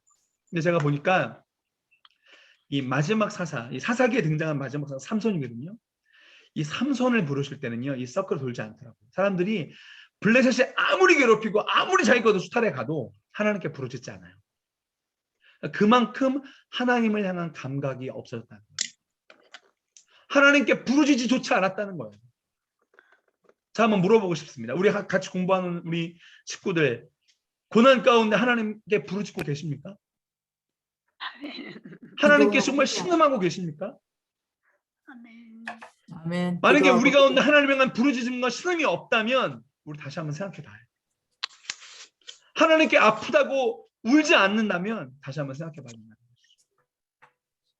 그러면서 이 사사기는 성경 전체 시대 가운데 가장 암울한 시대, 가장 암울한. 왜? 하나님이 없어요. 계속 죄를 반복해요. 자기 속이내 옳은 대로 행해요. 그래서 나중에 이제 사사기 뒤쪽에 가면요, 정말 각원이에요, 각원. 이게 진짜 성경에 기록된 내용인가 싶을 정도로 각원이에요. 영적인 깊은 어두움 가운데 있었던 그 시대가 바로 사사기예요. 제가 왜 이거를 공유를 풀고 말씀드렸냐? 여러분, 지금 우리가 어떤 시대 가운데 살고 있어요? 지금 우리가 사는 시대가 사사기 같아요. 아무도 하나님 무서운 줄 모르고 하나님도 두려워하지 않고 하나님이 아무리 말씀하셔도 순종하지 않아요. 그냥 불순종의 습관이 됐어. 그냥 하나님 말씀을 하셨는데도 거기에 불순종했다고 해서 누가 마음에 찔려거나 아파하거나 하지 않아요. 그냥 당연해요. 하나님 말씀은 말씀이고 나는 나고. 그런 것도 너무나도 많이 있지 않나 싶어서 우리가 이 하나님의 아픈 마음, 그럼에도 불구하고 우리를 포기하지 않으신 하나님의 마음을 우리가 반드시 이해를 하고 헤아리고 가야 된다는 것이죠. 그런데 이 성경이 참 멋있는 게요, 이 사사기의 암울한 역사를 기록하신 다음에 어떻게 하냐. 그 바로 다음에 나온 책이 뭐냐. 자, 기가 막힌 책이 나옵니다. 그렇죠. 룻기가 나와요. 룻기. 자, 여러분, 룻기가 왜 중요한지 아십니까? 자, 룻기 다음에 나온 책이 뭔가요? 사무엘이죠. 사무엘 상하인데 사무엘 상을 통해 누가 세워져요? 사무엘 사사를 통해 누가 세워져요? 예수님. 사울 왕 다음에 다윗이 세워요. 이 다윗이 왕이 되었을 때 사람들이 하나님을 경외하고 하나님을 즐거워하고 하나님께 온 마음을 다 예배하는 이 예배의 부흥이, 이 하나님 나라 백성의 회복이 일어났단 말이에요. 그 다윗의 아름다운 영광의 때를 지금도 이스라엘 사람들이 기억을 하자, 유대인들이. 그 다윗의 영광을 회복하게 해달라 이렇게 말한단 말이죠. 자, 그래서 이 사사기의 가장 암울한 것과 이 다윗 때의 그 놀라운 회복과 그 중간에 뭐가 있냐? 룻기가 있는 거예요. 자, 룻기는 사사기의 한 여인입니다. 사사시대 살던 한 여인이에요. 사사시대에 나옴이라고 하는 한 여인의 며느리였어요. 그리고 이 룻은 거기다가 이방 여자예요. 모압 여인이었단 말이죠. 그 모압 여인이 시어머니를 통해서 하나님을 찾게 됩니다. 하나님을 만나게 됩니다. 그리고 하나님을 나의 삶의 왕으로, 하나님을 나의 하나님으로 삼게 되는 것이죠. 그리고 그가 그의 환경과 형편 가운데 살아가다가 그 사람이 결국 누가 되는지 아세요? 다윗의 증조 할머니가 됩니다. 그리고 다윗의 증조 할머니가 되는 그 족보를 기록한 다음에 끝나요. 그 족보를 얘기하고 끝나는 거예요. 왜 기가 막히냐? 하나님께서 이 사사기에 암울했던 시대를 분명히 있지만 그냥 그것을 포기하지 않으시고 그냥 넘어가지 않으신다는 거예요.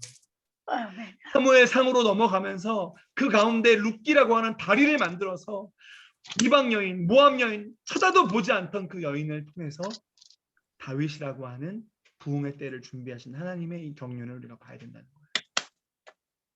그래서 룻기가 바로 영적으로 완전히 타락하고 암울했던 그 사사 시대를 넘어서 영적 회복과 부흥의 다윗 왕 시대까지의 다리가 되는 그런 책이다라고 볼 수가 있죠.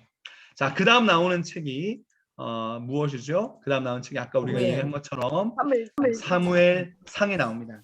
네. 자, 이제부터는 조금 속도를 좀 내면서 갈 텐데요.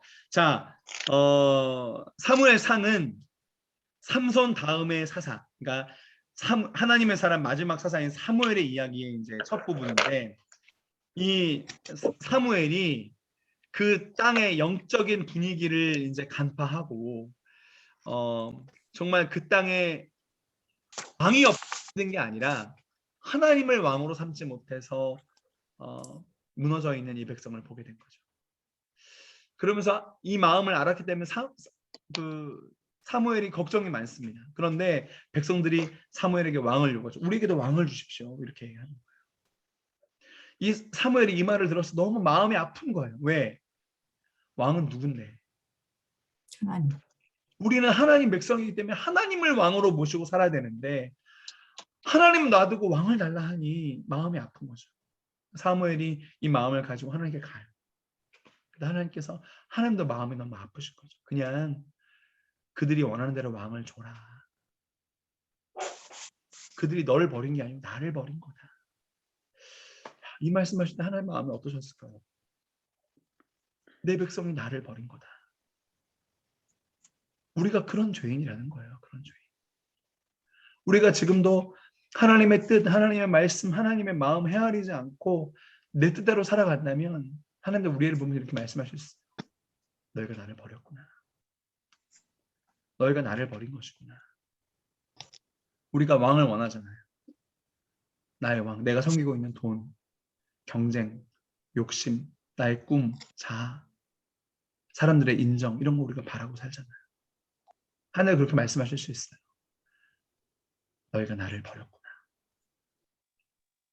그런데 이 하나님 앞에서 하나님께서 한 가지 꿈이 있었어요. 뭐냐면 하나님이 지명하여 세운 그 왕이 하나님을 경외하게 되면 그 온 나라가 다 하나님을 경외할 수 있겠구나. 그러면서 다 겸손한 사람 사울을 왕으로 세우시죠. 근데 사울이 시간이 지나가면서 권력의 맛을 보고 돈의 맛을 보고 명예의 맛을 보고 전쟁 승리의 맛을 보다 보니까 그 스스로 이렇게 높아진 거예요. 그래서 급기야 하나님을 무시하고 자기를 왕으로 기름 부었던 사무엘까지도 죽여버릴 수 있는 그런 사람이 돼버린 거죠. 하나님을 무시하고 자기 중심성이 계속 드러나다 보니까 비교의식, 그러면서 이 다윗이라고 하는 사람, 이 하나님께서 또 이제 사울을 폐위시키시고 다윗을 그 다음에 왕으로 세우시잖아요. 이 다윗이 점점 세워지고 인기가 많아지고 영향력이 커짐에 따라서 이 어떤 열등감, 비교의식 여기서 완전히 사로잡혀 버린 거죠. 그런 역사들이 사무엘 상에 나옵니다. 그러면서 이제 초대왕 사울은 베냐민 지파였고요. 두 번째 왕 이제 다윗이 세워지는데 우리 다윗이 이제 유다 지파로서 유다 지파의 왕으로 등극을 하게 되고 이제 다윗의 이야기가 펼쳐지는 그런 이야기가 바로 두 번째 나오는 사무엘 뭐죠? 사무엘 하죠. 네. 사무엘 하가 나옵니다. 사무엘 하에 가서 다윗의 여러 가지 일들 또 이제 중간에 밧세바와의 어떤 범죄로 인해서 밧세바의 아내 남편이었던 우리아를 죽이는 그런 실수도 나오고 이렇게 하면서 사무엘 상으로 쭉 갑니다. 그리고 마지막에 사무엘하 마지막에 가면 자기 아들 압살롬에게 반역을 당하는 그런 역사를 볼 수 있죠. 아까 우리 압살롬의 반역 어디 나오냐 했죠. 사무엘 하에 나오는 거예요. 자, 그렇게 해서 다윗이 이제 사무엘 하에서 거의 자기의 어떤 통치를 마무리를 합니다. 그리고 나오는 이야기가 뭐냐? 열왕기가 나와요. 제가 네.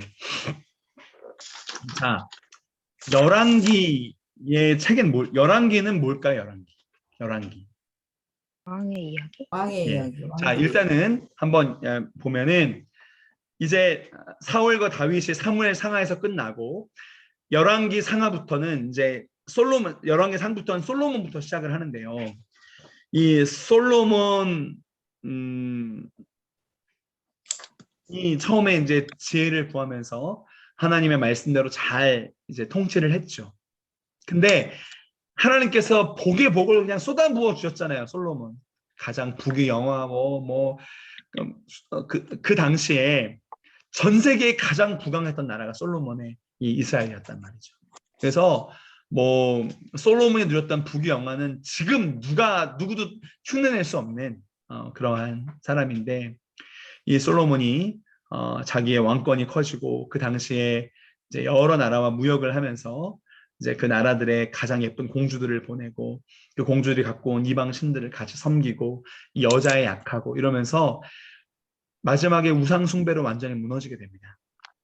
이 솔로몬이 무너짐을 통해서 이 나라가 갈라지죠. 자, 이 이스라엘이 어떻게 북과 남으로 갈라지나요? 동과 서로 갈라지나요? 북과 남으로 갈라져요. 그래서 북이스라엘, 남유다 이렇게 있는데 북이스라엘 10지파가 있고요. 남유다의 2지파입니다. 남유다 2지파가 뭐죠?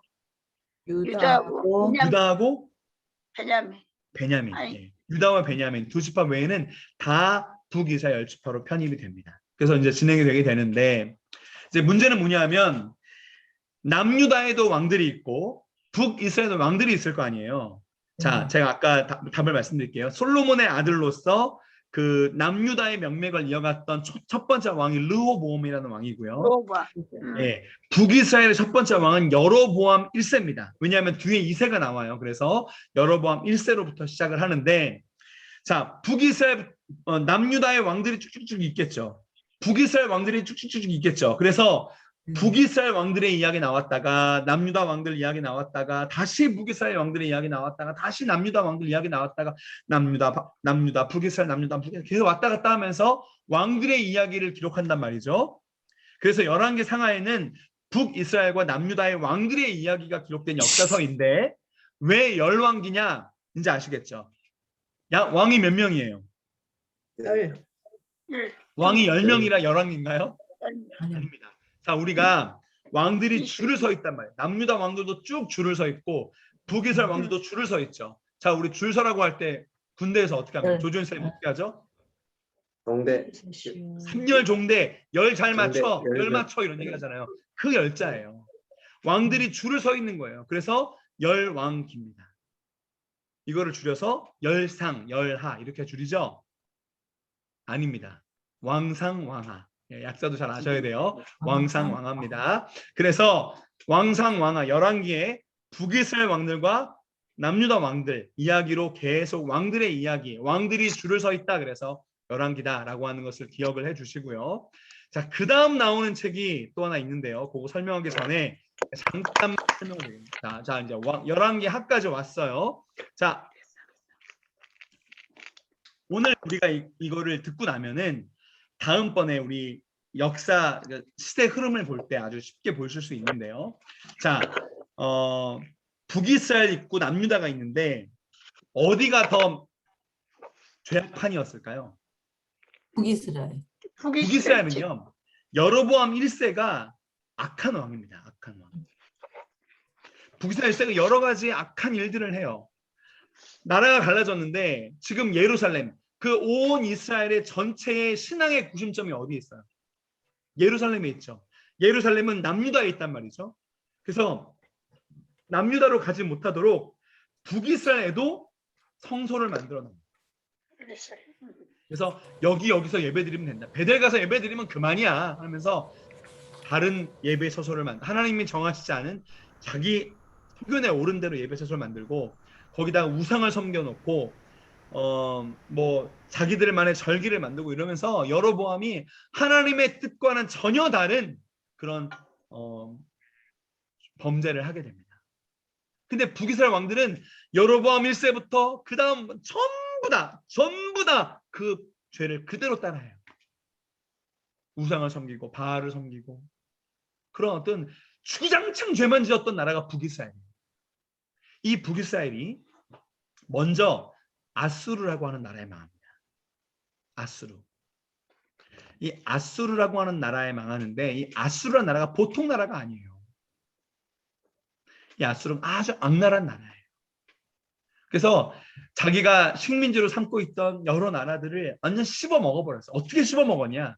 잘 들으십시오. 이거 좀 중요합니다. 백성들을 피를 섞어버려요. 피를.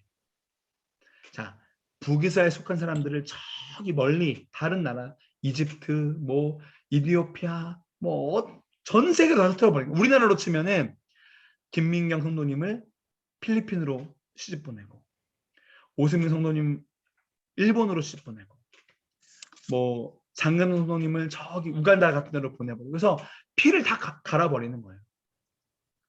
그래가지고 자, 예를 들면 우리 중 누군가가 우간다에 가서 우간다 남자랑 막 결혼해가지고 아기를 낳았어.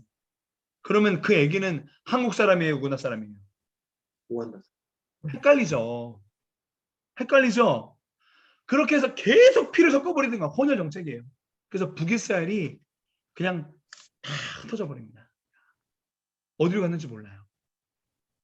북이스라엘 역사에 사라진 거예요. 그렇게 하나님께서 만들어 버리셨어요. 아수르를 통해서.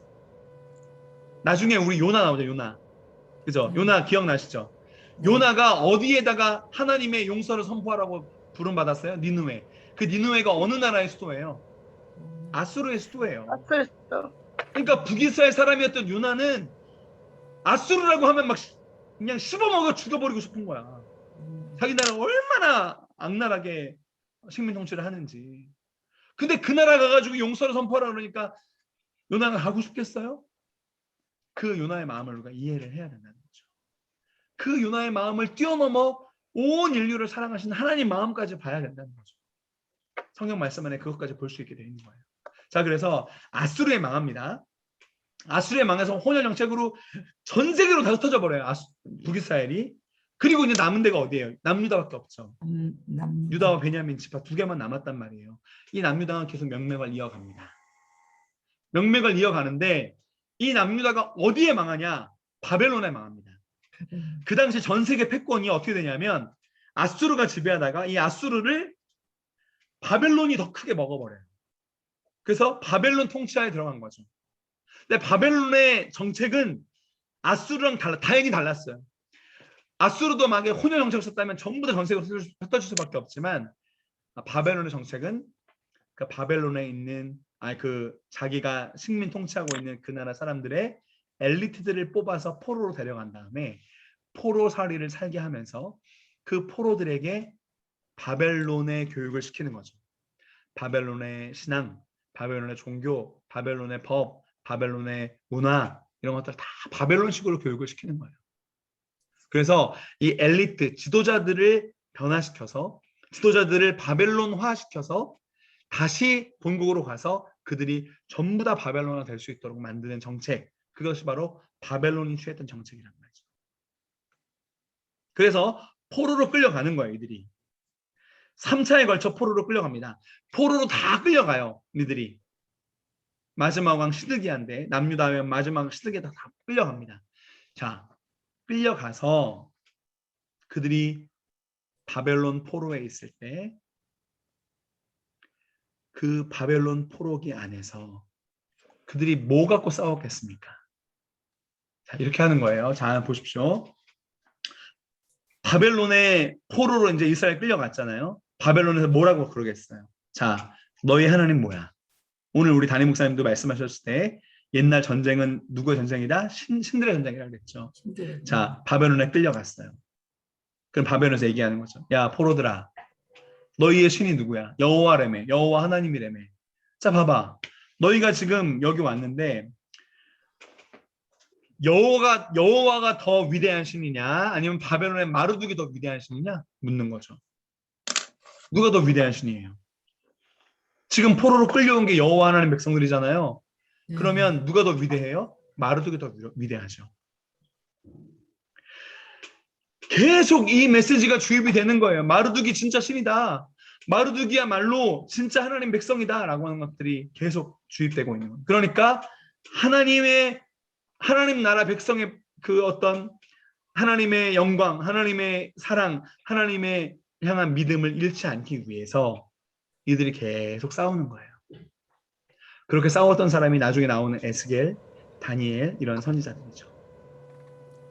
그리고 나서 역사가 열왕기 상하에서 끝납니다. 그런데 이들이 바벨론 포로에 갔다가 몇 년 만에 돌아옵니까? 아까 몇 년이라고 그랬죠? 10년. 70년 만에 돌아옵니다. 10년. 예레미야 예언처럼 70년 만에 돌아와요.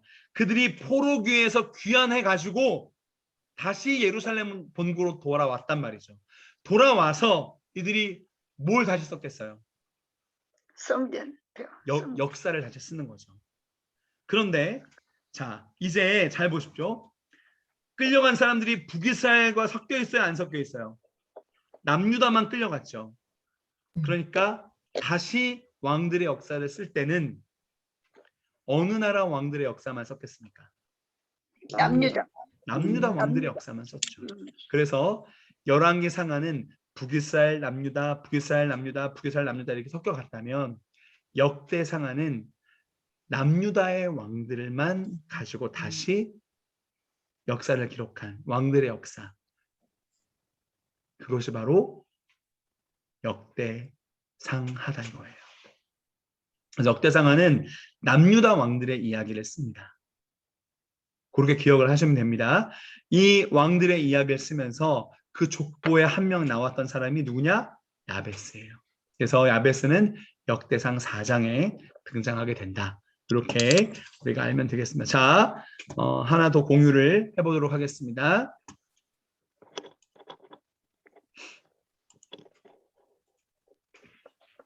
자, 그렇게 해서 이제 역대상은 역상, 역하 아니고요. 대상, 대하입니다. 기억을 해주시고, 자, 그 다음에 나오는 책이 뭐냐면, 그 다음 나오는 책은 그냥 이렇게 외우시면 됩니다. 스느에. 한번 따라해 보실까요? 스느에. 네. 스느에로 그냥 아시면 돼요. 자, 스느에가 뭐냐? 첫 번째 에스라입니다. 자, 에스라는 뭐 하는 사람이냐? 에스라는 이거 좀 먼저 설명을 드려야겠네. 자, 아까 전에 계속 12지파로 오던 역사가 12지파로 오던 역사가 이게 갈라지죠. 북이스라엘 남유다로 갈라졌다 그랬죠. 10대 2로. 근데 나중에 북이스라엘이 아수르에 사라지면서 남유다만 남았죠.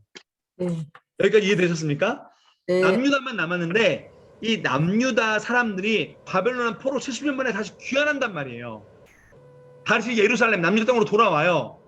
돌아오면서 이 귀환하는 과정에서 3명의 지도자가 있습니다.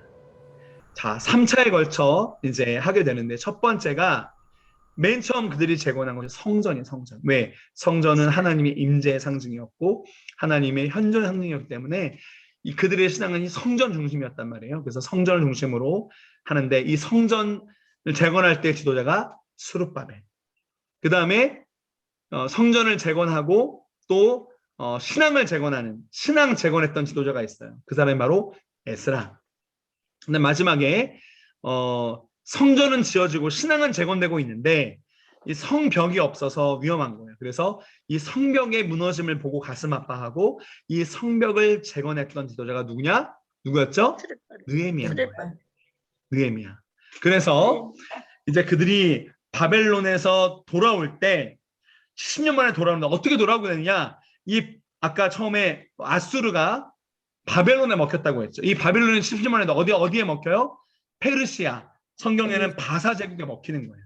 그래서 바사가 이 전 세계를 다 지배한 다음에 이 바사는 바벨론 정책하고 역행합니다. 그래서 바벨론에 끌고 왔던 포로들 다 돌아가게 된 거죠. 그래서 그들이 다시 포로로 귀환하게 되는데 3차에 걸쳐서 귀환하게 되죠.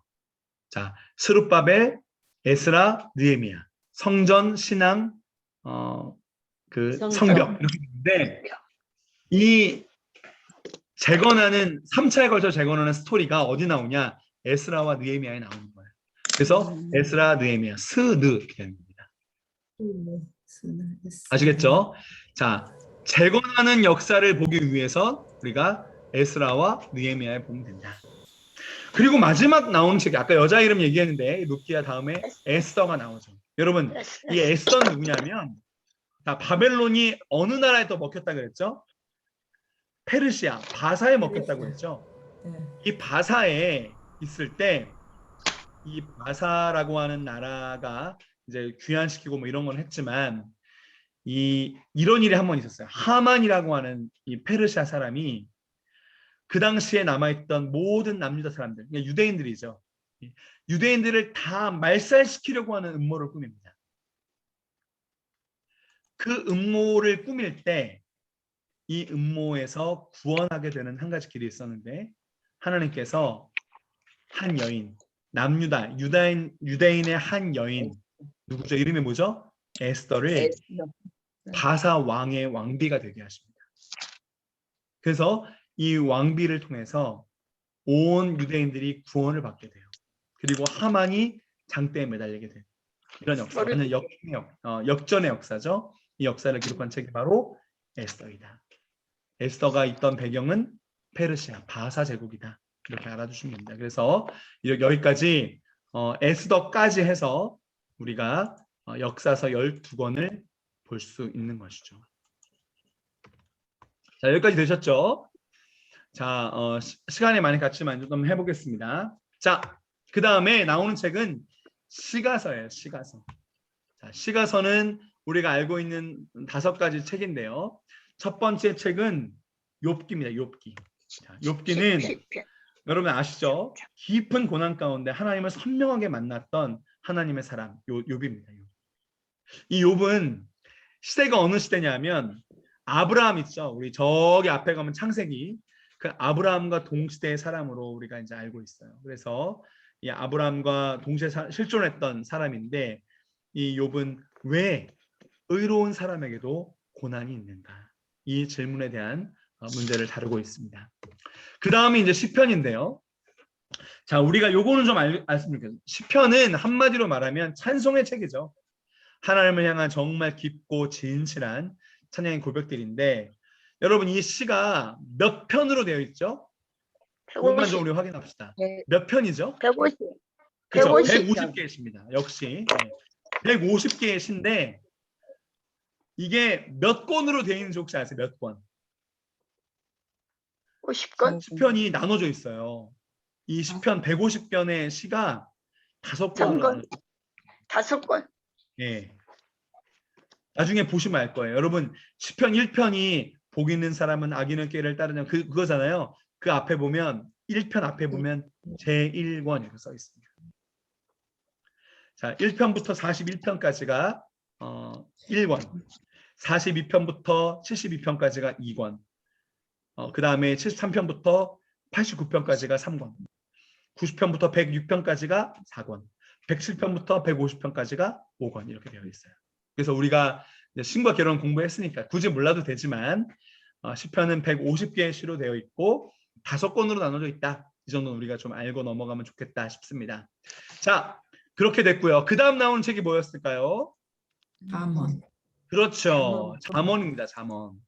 자, 잠언은 우리가 알고 있는 것처럼 지혜의 책인데요. 자, 이 잠언이 몇 장으로 되어 있는지가 좀 중요합니다. 자, 잠언 몇 장으로 되어 있죠? 30. 잠언은 31장으로 되어 있죠. 자, 잠언이 31장으로 되어 있다라고 하는 뜻이 뭘까요? 하루에 한 장씩. 그렇죠. 하루에 한 장씩, 한 달에 한 번씩 우리가 읽으면서 매일 하나님의 지혜의 말씀 앞에 집중하고 지혜를 구하며 살아야 되는 백성이 되어야 한다라고 하는 책이 바로 잠언이다 이렇게 볼 수 있어요. 우리가 보통 잠언은 솔로몬이 썼다 이러는데요. 솔로몬 이외에도 여러 저자들이 있었고 그것을 편집한 것이죠. 시편도 마찬가지. 시편은 다윗이 다 쓴 게 아니에요. 시편 중에서 다윗이 쓴 시간 한 73개 정도 되고 나머지는 다른 사람들의 시라는 것을 우리가 한번 확인하고 넘어갈 필요가 있습니다. 그 다음 나오는 책이 전도서인데요. 자, 전도서는 인생의 헛됨, 인생이 허무하기 때문에 사람이 본분을 지키지 않으면 안 된다. 생명과 복의 근원에서 하나님을 경외하고 그의 모든 명령을 지키는 것이 우리의 나아갈 바이다. 이것을 말씀하고 계신 책이 바로 전도서 12장으로 되어 있습니다. 그 다음에 이제 아가서인데요. 아가서. 이 아가서는요 좀 특이합니다. 자, 여러분 아가서의 제목이 뭔지 아세요? 영어 제목.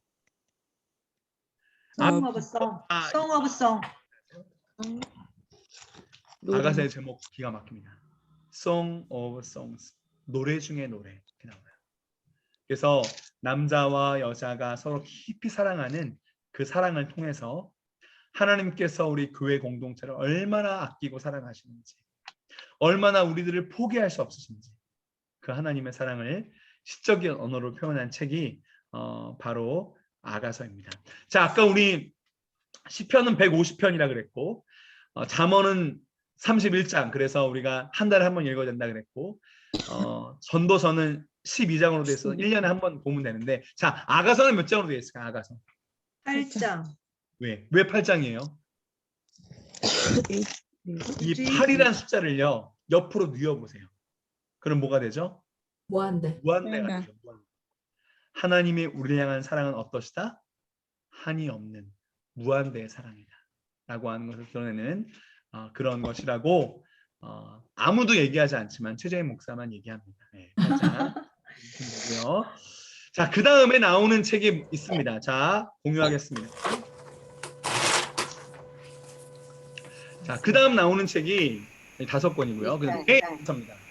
자, 항상 구약이든 신약이든 예언서가 맨 마지막에 나오거든요. 그래서 예언서를 보시면 되는데, 이 예언서는 대예언서가 있고 소예언서가 있는데, 이 대예언서와 소예언서의 차이가 있어요. 이게 뭘까요?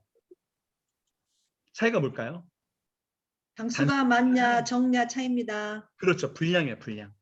분량이 많으면 대예언서, 분량이 적으면 소예언서. 그래서 대예언서 5권이 있는데 5권 분량이 있습니다. 첫 번째 책은 뭐냐? 자, 이사야서인데요. 자, 공유하고 제가 설명을 좀 드리겠습니다. 자, 이사야서는 줄여서 뭘까요? 1번 2, 2번 4, 3번 야. 2번 이사야서는 4예요. 이거 기억하셔야 돼요. 제가 옛날에 고등학교 때 우리 문학의 밤 할 때 그 순서지 만드는데요. 제가 이사야서 53장을 줄임답시고 2로 썼다가 순서지 200장 다 버리고 다시 인쇄했던 기억이 나거든요. 그래서 4 이거 기억하시고. 자, 이사야서는요. 몇 장으로 되어 있냐? 이사야서 66장. 66장입니다. 66장 어서 봤잖아요, 우리가. 성경 66권. 희한하죠. 66권 어떻게 돼요? 3, 9, 27. 39권이 구약이었죠. 이 이사야서도요. 전반부와 후반부라는, 전반부는 심판의 내용 중심, 후반부는 구원의 내용 중심이거든요. 구원과 회복. 근데 이사야서 전반부도 1장부터 39장까지. 그리고 후반부가 40장부터 66장까지 27권이에요. 그래서 정말 성경을 닮은 책이다. 우리가 이렇게 말할 수 있죠. 그런 책이 바로 이사야서이고요. 자, 그 다음에 예레미야가 나오는데요. 예레미야 한번 보겠습니다. 예레미야. 자, 여러분 예레미야는 줄여서 램. 자, 예레미야는 별명이 있죠. 뭐죠? 눈물의 선지자. 눈물의 선지자죠.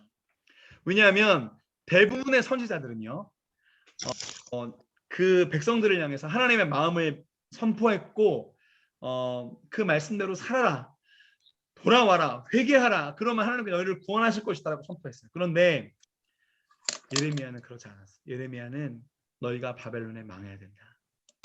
너희가 지금 완전히 망해야 된다. 그곳에 포로로 끌려가야 된다라고 선포했고, 정말 그런 일들, 자기 나라가 멸망하는 모습, 남유다가 멸망하는 모습, 그리고 자기의 왕이었던 시드기야가 두 눈이 뽑힌 채 바벨론으로 제일질 끌려가는 장면들을 눈으로 목도했던 사람이에요. 그러니까 얼마나 마음이 아팠겠어요.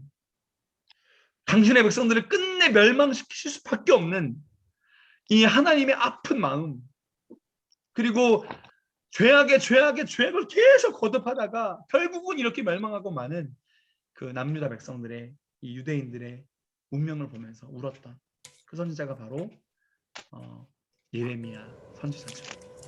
예레미야 선지자 그 바로 다음에 예레미야 애가가 나오는데, 애가는 줄여서 한 글자입니다. 뭐라고 줄이죠? 이렇게 한 글자로 줄이게 되는데요. 예레미야 애가는 눈물의 선지자, 이 예레미야가 아픈 마음으로 써내려간 애통하는 고백의 글이죠. 어찌할꼬 이것이 바로 애가의 제목이에요. 그래서 죄로 인한 예루살렘이 받은 심판, 그 운명에 대한 탄식의 글, 우리가 바로 에스겔이라고 예레미야 애가라고 볼 수 있고요. 자, 그 다음 나오는 책이 뭐냐면 에스겔인데요. 에스겔은 줄여서 겔 이렇게 씁니다. 겔. 그래서 에스겔과 다니엘을 겔단 이렇게 우리가 부르는데요. 자, 에스겔은 바벨론으로 아까 끌려갔다 그래서 유대인들이 이 바벨론으로 끌려간 포로들에게 주는 하나님의 경고, 그리고 예루살렘 멸망 이후에 포로들에게 주시는 소망의 메시지. 아까 우리가 잠깐 나눴지만 마른 뼈의 환상이 어디 나왔냐? 에스겔 37장에 나온 거예요. 마른 뼈같이 완전히 말라가지고 그냥 다 버릴 수밖에 없는 뼈들이 하나님의 말씀을 듣고 나서 회복되어지고 거기 힘줄과 근육과 살이 붙으면서 지극히 큰 군대를 이루는 그 환상이 바로 에스겔 37장의 환상이죠. 포로들에게 주시는 소망과 회복에 대한 예언, 바로 에스겔입니다. 마지막 대예언서가 바로 그 다음에 나오는 다니엘인데요. 이 다니엘은 우리가 잘 알고 있죠. 다니엘은 구약의 묵시록, 구약의 계시록 이렇게 우리가 보고 있는 책인데, 유대인들을 포로로 끌거든 바벨론의 메시지 아까 얘기했잖아요. 누가 더 진짜 신이냐, 누가 더 강한 신이냐, 여호와냐 마르둑이냐 라고 하는 그 싸움 가운데 혼란스러운 그때, 그럼에도 불구하고 하나님을 향한 믿음을 절대로 버리지 않고 하나님을 바랬던 사람, 그래서 하나님으로 말미암아 사자굴 가운데 들어가도 먹히지 않았고 풀무불에 정말 뜨거운 불 속에 들어가도 하나도 타지 않는, 그렇게 보호하시고 지키시는 하나님을 경험하면서 결국은 이 모든 열방의 나라들, 강한 나라는 다 망할 것이지만 메시아 왕국, 하나님 나라는 영원할 것임을 예언하는 책, 그것이 바로 다니엘, 소망의 책, 소망의 계시록이 바로 다니엘이라고 볼 수 있는, 그렇게 다니엘까지 대예언서 총 5권이 있습니다. 그 다음에 이제 소예언서인데요. 자, 소예언서는 이렇게 나옵니다. 호세아, 요엘, 아모스, 오바댜, 요나, 미가, 나움, 하박국, 스마냐, 학개, 스가랴, 말라기 12권인데, 자, 이 12권의 책들을 제가 하나하나 빨리빨리 설명하면서 가겠습니다. 한번 들으시고 나중에 우리 시대 구분을 다시 한번 할 텐데요. 제가 요거를 지금 최대한 정리를 해 놓으시고, 제가 우리 한 번도 빠지지 않고 얼굴 보여주시면서 강의를 잘 들었던 분들에게는 제가 강의안을 만들어서 드릴 겁니다. 종이로 다 우편을 보내드리든지 아니면 교육 오시면 드리든지 할 테니까요. 정리하는 거는 걱정하지 마시고 일단은 강의를 잘 들어주시고 이해만 해주시면 됩니다. 예, 제가 어떻게든지 한번 해보겠습니다. 자, 첫 번째 책은 호세아부터 시작을 하는데요. 자, 호세아 한번 설명을 해보겠습니다. 자, 호세아는 우리가 예언하기 전에 우리가 예언서를 볼 때 한 가지 확인할 것이 있어요. 이거 한 가지만 더 확인하고, 예, 얼굴 자꾸 보이니까 기분 좋으시죠?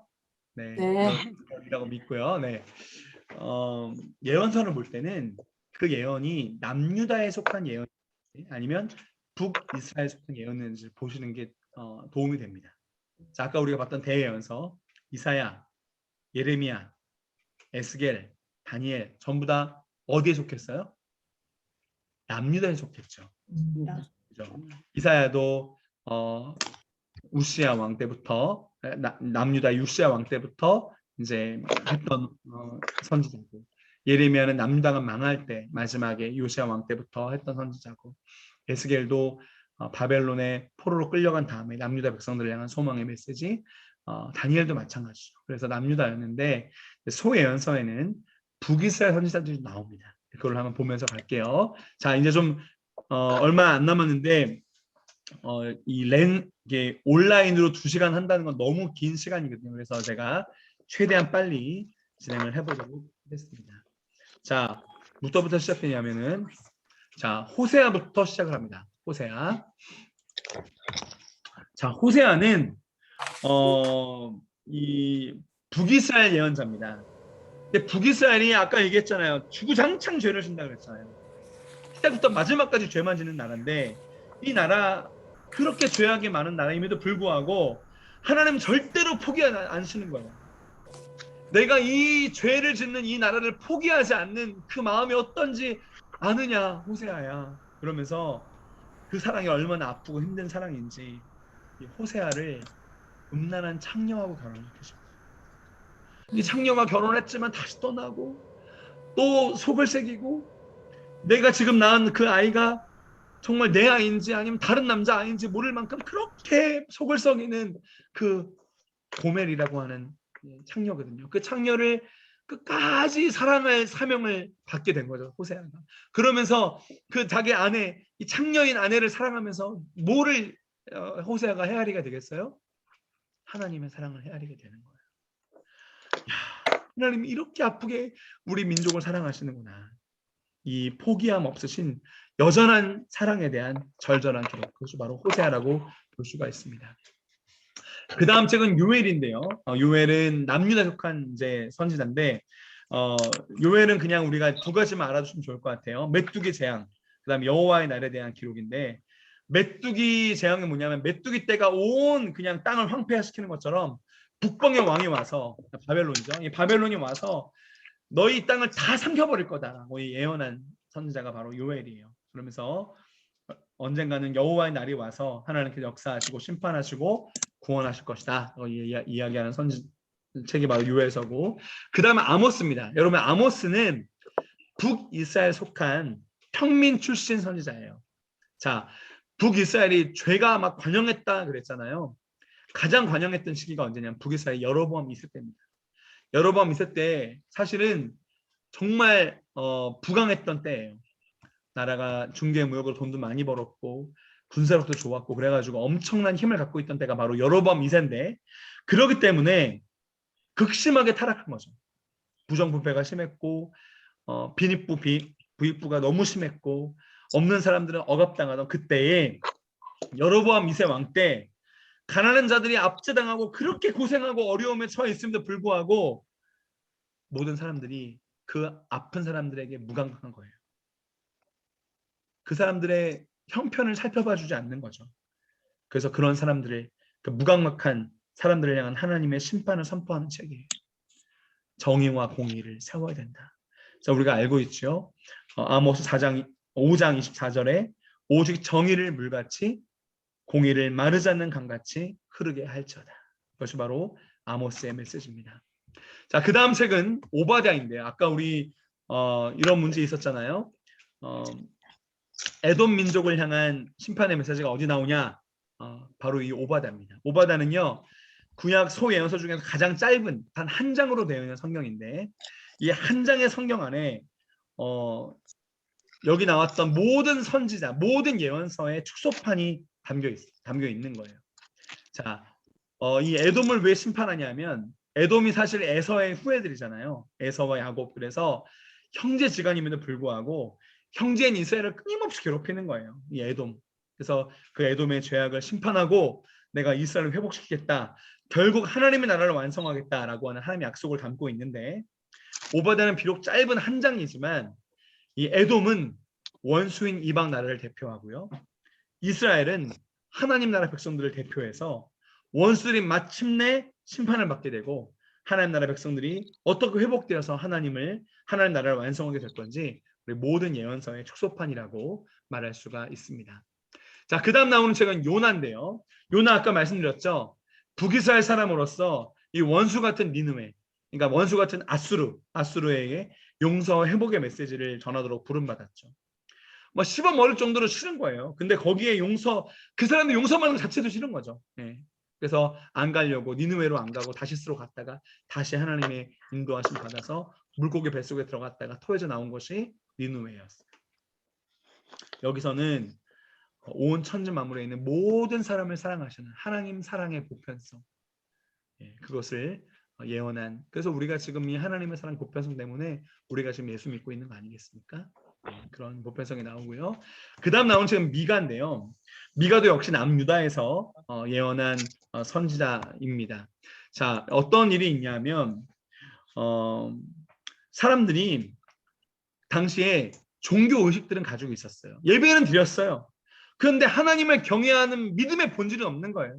하나님 말씀을 무시하고 하나님 뜻에 순종하지 않고 불순종이 습관이 되어버렸고 하나님 두려운 줄 모르고 자기 마음대로 자기 이익에 눈이 멀어서 가난한 사람들 착취하고 온갖 부패를 일삼던 그 사람들을 향한 하나님의 심판이에요. 그래서 그들을 엄히 심판하시지만 그럼에도 불구하고 아브라함과 맺으신 언약을 잊지 않고 그들을 구원하시는 하나님 마음을 절절하게 예언한 선지서, 그것이 바로 미가서입니다. 그렇게 사랑하고 그렇게 포기할 수 없으시다니요. 여호와와 같으신 이가 누구일까요? 그렇게 묻는 책이 바로 미가서이고, 그 다음 나온 책은 나훔입니다. 나훔은 아까 요나와 같이 니느웨, 그러니까 다시 말하면 앗수르를 향해서 하나님의 심판을 예언한 예언서이고요. 그 다음 나온 책은 하박국인데요. 하박국은 다른 예언서와는 좀 다릅니다. 하박국이 질문을 해요. 하나님, 도대체 어떻게 의인이 이렇게 성행하고 죄인들이 이렇게 악인이 잘 될 수가 있습니까? 죄를 이렇게 범하는 사람이 어떻게 잘 살 수가 있습니까? 그런데 의인은 어떻게 고통받으면서 힘들게 살 수 있습니까? 너무 부조리하지 않습니까? 하나님, 어떻게 된 겁니까? 라고 하나님께 질문을 하죠. 이 하박국의 질문과 이 하나님의 대답으로 이루어진 예언서가 바로 하박국이에요. 그러나 하나님 말씀하시죠. 지금은 악이 번성하는 것처럼 보이지만, 악인들이 잘 살고 있는 것처럼 보이지만 하나님께서 여전히 통치하시며 의로운 사람들을 지키실 것이다. 우리가 잘 알고 있죠. 무화과 나무 잎이 마르고 포도 열매가 없으며, 그 찬양. 감람나무 열매 그치고 논밭에 식물이 없고 우리의 양떼가 없고 외양간에 소가 없을지라도 난 여호와로 말미암아 즐거워하겠습니다. 나는 여호와 하나님 믿는 믿음으로 살겠습니다. 우리는 그의 믿음으로 말미암아 살아갑니다. 이것을 나타낸 책이 바로 하박국이라고 볼 수 있습니다. 그 다음 나오는 책은 스바냐인데요. 남유다에서 활동하였는데 당시에 남유다 요시야 왕 때니까, 요시야 왕이 그 종교 개혁하기 전이니까 얼마나 남유다가 사회적으로 종교적으로 그냥 타락했겠어요. 그 타락이 극심한 상황 가운데서 그 죄로 인한 하나님의 심판, 그럼에도 불구하고 하나님의 불붙는 긍휼의 메시지를 선포한 책이 바로 스바냐입니다. 여러분 이 찬양 아시죠? 너의 하나님 여호와가 너의 가운데 계시니, 그 말씀 바로 스바냐의 말씀입니다. 그 다음 나오는 책은 두 권입니다. 제가 한꺼번에 설명드릴게요. 자, 학개와 스가랴입니다. 자, 학개와 스가랴 공통점이 뭡니까? 야고의 받침이 뭐예요? 지금 둘 다 기억 받침이죠. 이 야고 소선지자 중에서 이 기억 받침으로 되어 있는 책들은요, 두 권 다 성전 재건과 관련된 거예요. 스룹바벨과 에스라와 함께 성전을 재건하는 그 사람들이 여러 가지 이제 그 방해에 부딪히니까 이거를 포기하고 말아요. 그때 하나님께서 학개와 스가랴 선지자를 보내서 성전 재건을 격려하시죠. 그리고 성전을 재건할 수 있도록 명령하십니다. 학개에 보면은 이전의 나중 영광이 이전의 이전 영광보다 크리라 하면서 새로 지어질 성전의 영광을 약속하시는 그런 부분이 있죠. 자, 그 다음 나오는 책이 어떤 책이냐 아시죠? 말라기입니다. 말라기. 자, 말라기인데 말라기는요, 예전에 한번 제 아내도 이런 실수를 했다고 하는데, 말라기가 그 구약의 맨 끝에 있어가지고 끝 말자를 써가지고 말라기가 아닙니다. 이 말라기는 선지자 이름이에요. 앞에 나왔던 학개와 스가랴 이런 이제 선지자들의 동료와 격려로 인해 성전이 재건이 되는데, 성전은 완공됐지만 아직도 그냥 죄악된 삶을 사는 거예요. 그래서 하나님을 떠나서 하나님을 향한 무관심과 오해를 가지고 있던 백성들에게 총 6차례에 걸쳐서 잠깐만요. 총 6차례에 걸쳐서 하나님의 사랑과 하나님의 임재에 대한 하나님을 향한 오해들을 변증적으로 풀어낸 책, 그 책이 바로 말라기입니다. 자, 우리가 이렇게 말라기까지 왔는데요. 자, 그렇게 해서 소외연서가 12장입니다. 자,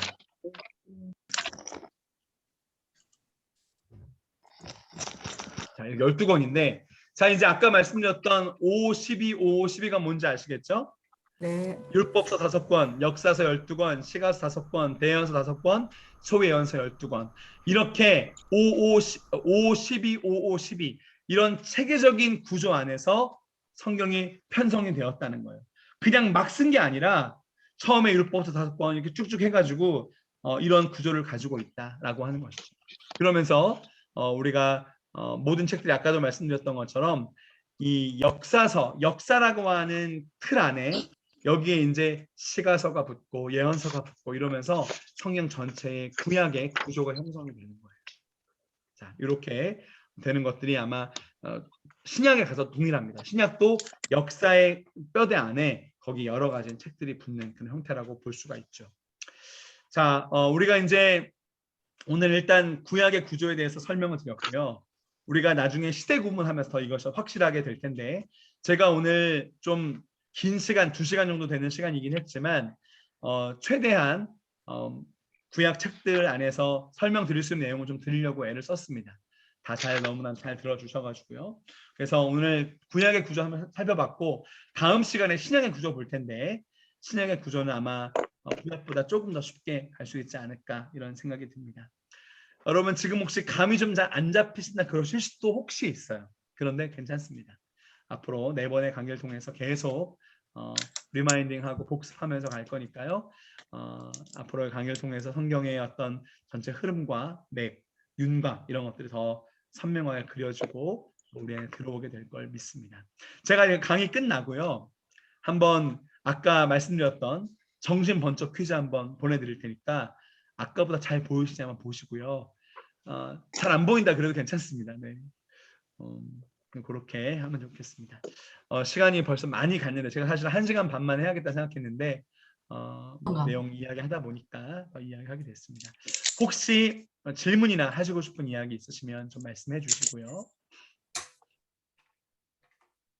괜찮으신가요? 네, 감사합니다. 그러면 오늘 또 임직식이 있어 저도 좀 올라가서 일도 해야 되고 그래서 오늘 여기까지 마치는 것으로 하겠습니다. 괜찮으시죠? 네, 고생하셨습니다. 감사합니다. 아유, 목사님 고생하셨습니다. 고생하셨어요. 저도 막 2시간 동안 끊임없이 계속 얘기하니까 너무 힘드셨을 것 같아요. 막 피곤하셨어요. 그러네요. 네. 네, 감사하고 제가 보내드릴 테니까 저한테 카톡으로 숫자만 써주세요. 30개 중에 몇 개 맞추셨는지. 농담입니다. 네. 기도하겠습니다. 하나님 참 감사합니다. 주여. 우리를 사랑하시고 우리를 만나기 원하시고 아버지. 우리에게 날마다 은혜와 평강과 기쁨을 폭포수와 같이 부어주기 원하시는 하나님 마음을 아버지. 우리가 압니다. 그렇게 하시기 위해서 그 통로로 우리에게 성경을 주셨는데 우리가 바쁘다는 이유로 잘 모른다는 이유로 습관이 되지 않았다는 이유로 성경을 무시하고 팽개쳐둔 채 사랑한 지가 얼마나 오래됐는지 모르겠습니다. 하나님 간절히 소원하는 것은 우리 신구학교는 예번의 강의를 통하여서 하나님 말씀에 맥이 잡히게 하시고 흐름과 윤곽을 파악하게 하시고 이것을 통하여서 하나님을 더욱 자주 더욱 깊이 이 성경을 통해서 만나는 역사를 허락하여 주시옵소서. 이 모든 강의들 이 열심과 이 아름다운 마음들이 아름다운 믿음의 열매 생명의 열매로 맺혀지게 하여 주실 줄 믿고 감사드리며 우리 주 예수 그리스도의 이름으로 기도드립니다. 아멘. 네, 감사합니다. 해주셨습니다. 감사합니다. 제가 나중에 또 특별 선물 드릴 수 있습니다. 네, 감사합니다. 감사합니다. 다음 주에 뵙겠습니다. 다음 주에도 이렇게 딱 만나요. 네, 감사합니다. 감사합니다. 어디를 끄냐? 나가기가 없어.